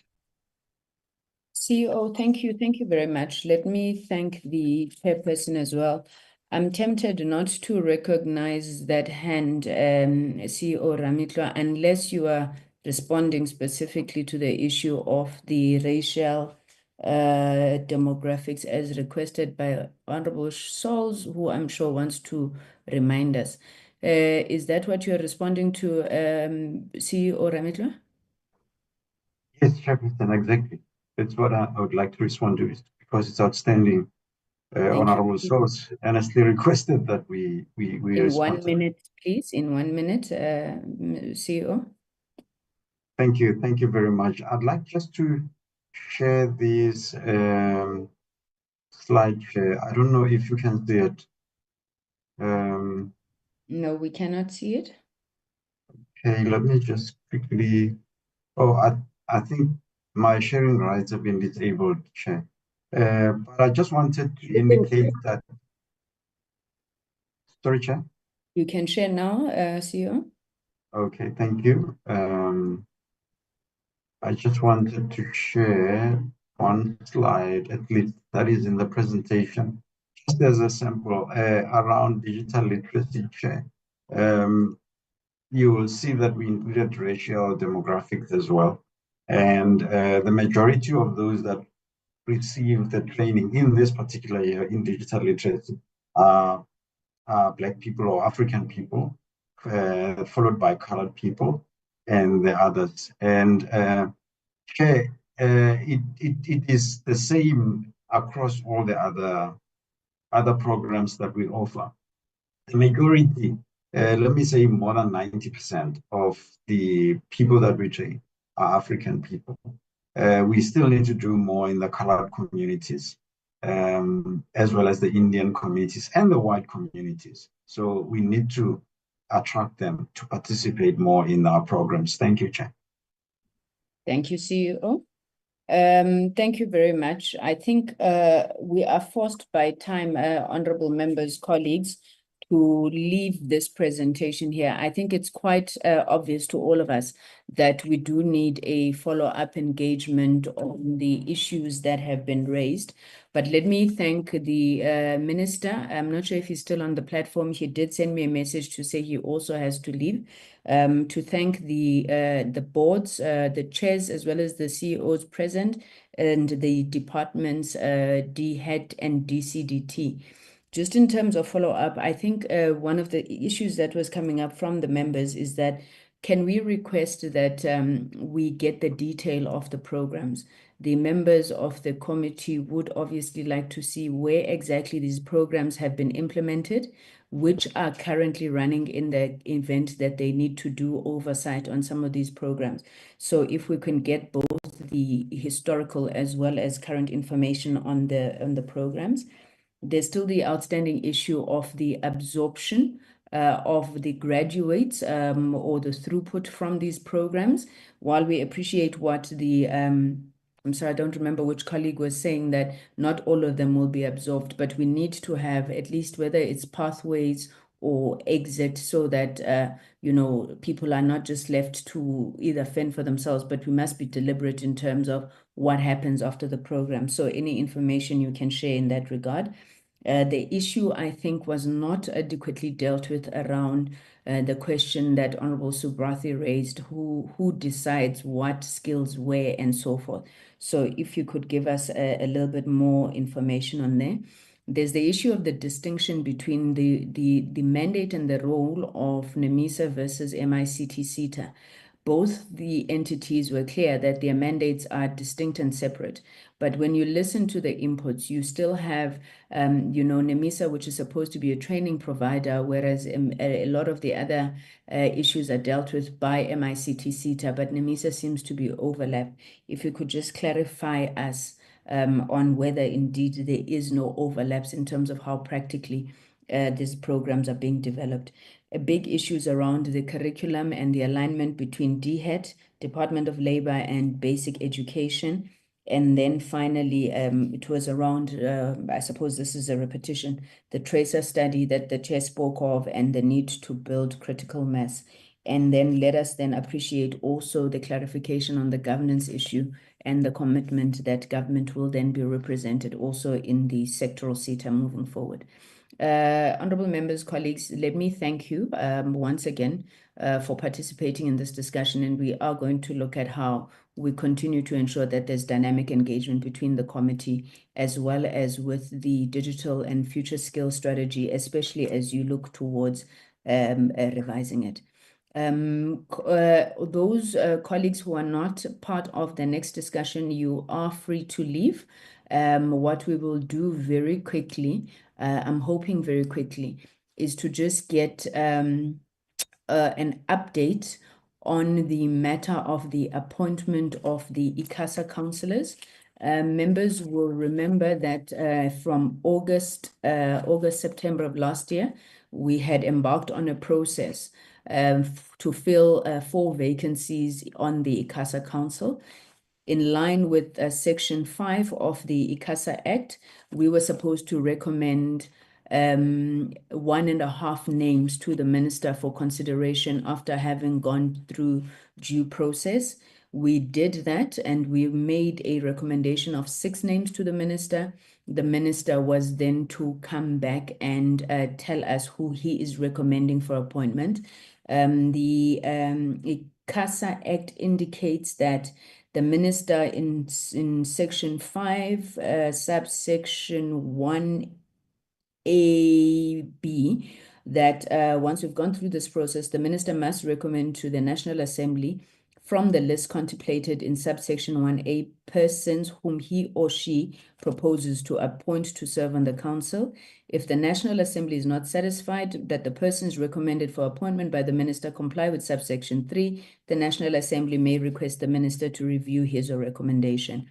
Following approval by the National Assembly of the minister's recommendation for appointment, the minister must appoint the chairperson or any other councillor by notice in Government Gazette. So we are in that process now. We have received a referral from the Speaker on the minister's letter, where the minister has made a recommendation of 4 names from the names that we had given the minister. That recommendation being 1, Dr. Charlie Lewis, being 2, Ms. Karabo Mohale, being 3, Dr. Maumele, and number 4 was Mr. Andrew Matseke. I'm sure honorable members will remember these names from our initial names. 2 names from the recommendation we had made have not been included, obviously, because there's only 4 vacancies, and those names were Mr. Melusi Mtetwa and Ms. Cassandra Gabriel. So I am putting it before the meeting whether we wish to confirm the minister's recommendation so that we may accordingly inform the Speaker of the decision of the committee in that regard. Maybe just to say, colleagues, that you will remember that we were unanimous on the names that we were presenting to the ministers as a committee. So these were our names where the minister, in exercising his discretion, then selected 4. May I have either a mover for the adoption of the minister's recommendation, or alternatively any clarity seeking questions? Honorable Salt? Honorable Chair, thank you so much. Just clarity seeking. I don't think I was part of the committee at the time when this was done, because I note that the racial breakdown, we have one white person, and the majority is, and we have 3 black males, black African males, 5 black African females, 1 white African male. There's no African coloreds or Indian coloreds, Indian Africans rather. So obviously we would have put that forward, but I think our was that perhaps raised by a member? I'm not sure. I just wanted clarity on that, because obviously, as you might have noticed, that we are very, very key on the transformation element of everything that we do. So thank you, Chair. Just clarity on that. Thank you. Thank you, Honorable Souls. I and other members will attempt to respond, but let me take Honorable Makubele first. Honorable Makubele. Honorable Chair, thank you so much. And I apologize that it's noisy. I'm in a bus. I can't even put a camera. Chair, I would like to ask your indulgence to actually postpone this critical part of the meeting, because we are over our time. We're not able to focus, to give proper input. We're in a bus, which is public, we can't follow. And I feel that it will have rushed this important process, would not have interrogated correctly and done our duties correctly if we finalize this at this stage. That's my proposal. I just feel disadvantaged that fully participate on this particular item. Thank you, Chair. Thank you very much. I'm not seeing any other hands. If I can rule from the chair, colleagues, I think that the request is reasonable, and it is actually 1 o'clock now. So I'm going to request that what we do, we request the Secretariat to share, especially with the new members in the committee, the reports that had been presented, as well as the process that had been followed. I know that we had discussions on gender, on the national question. So if those reports can please be shared with the members, so that when we meet, then they would at least be familiar with the process that we had undertaken and all the considerations that we had. We will then schedule this as the first agenda item in the next meeting if members concur. Can I take it silence means consent? Concur, Chair. Thank you. I would I want to check the other members whose report I'm postponing. Thank you, Honorable Shongwe. Okay, let's take it then. That is the way that we will proceed with this matter. Secretariat, can you confirm when is the next meeting? I take it it is on the following Tuesday, right? That's correct, Chairperson, next Tuesday. Thank you. Please do ensure that that information is shared with the members, and then we will take this as the first item on the agenda. Honorable members, let me not keep you. You don't want to keep the president waiting. So thank you very much for your time and engagement in today's session. I promise I will go to chairing lessons to ensure that I stop people speaking too long in meetings. You have been warned also. Good day. Enjoy the rest of your day, and we shall meet in plenary. Thank you so much. Meeting is adjourned.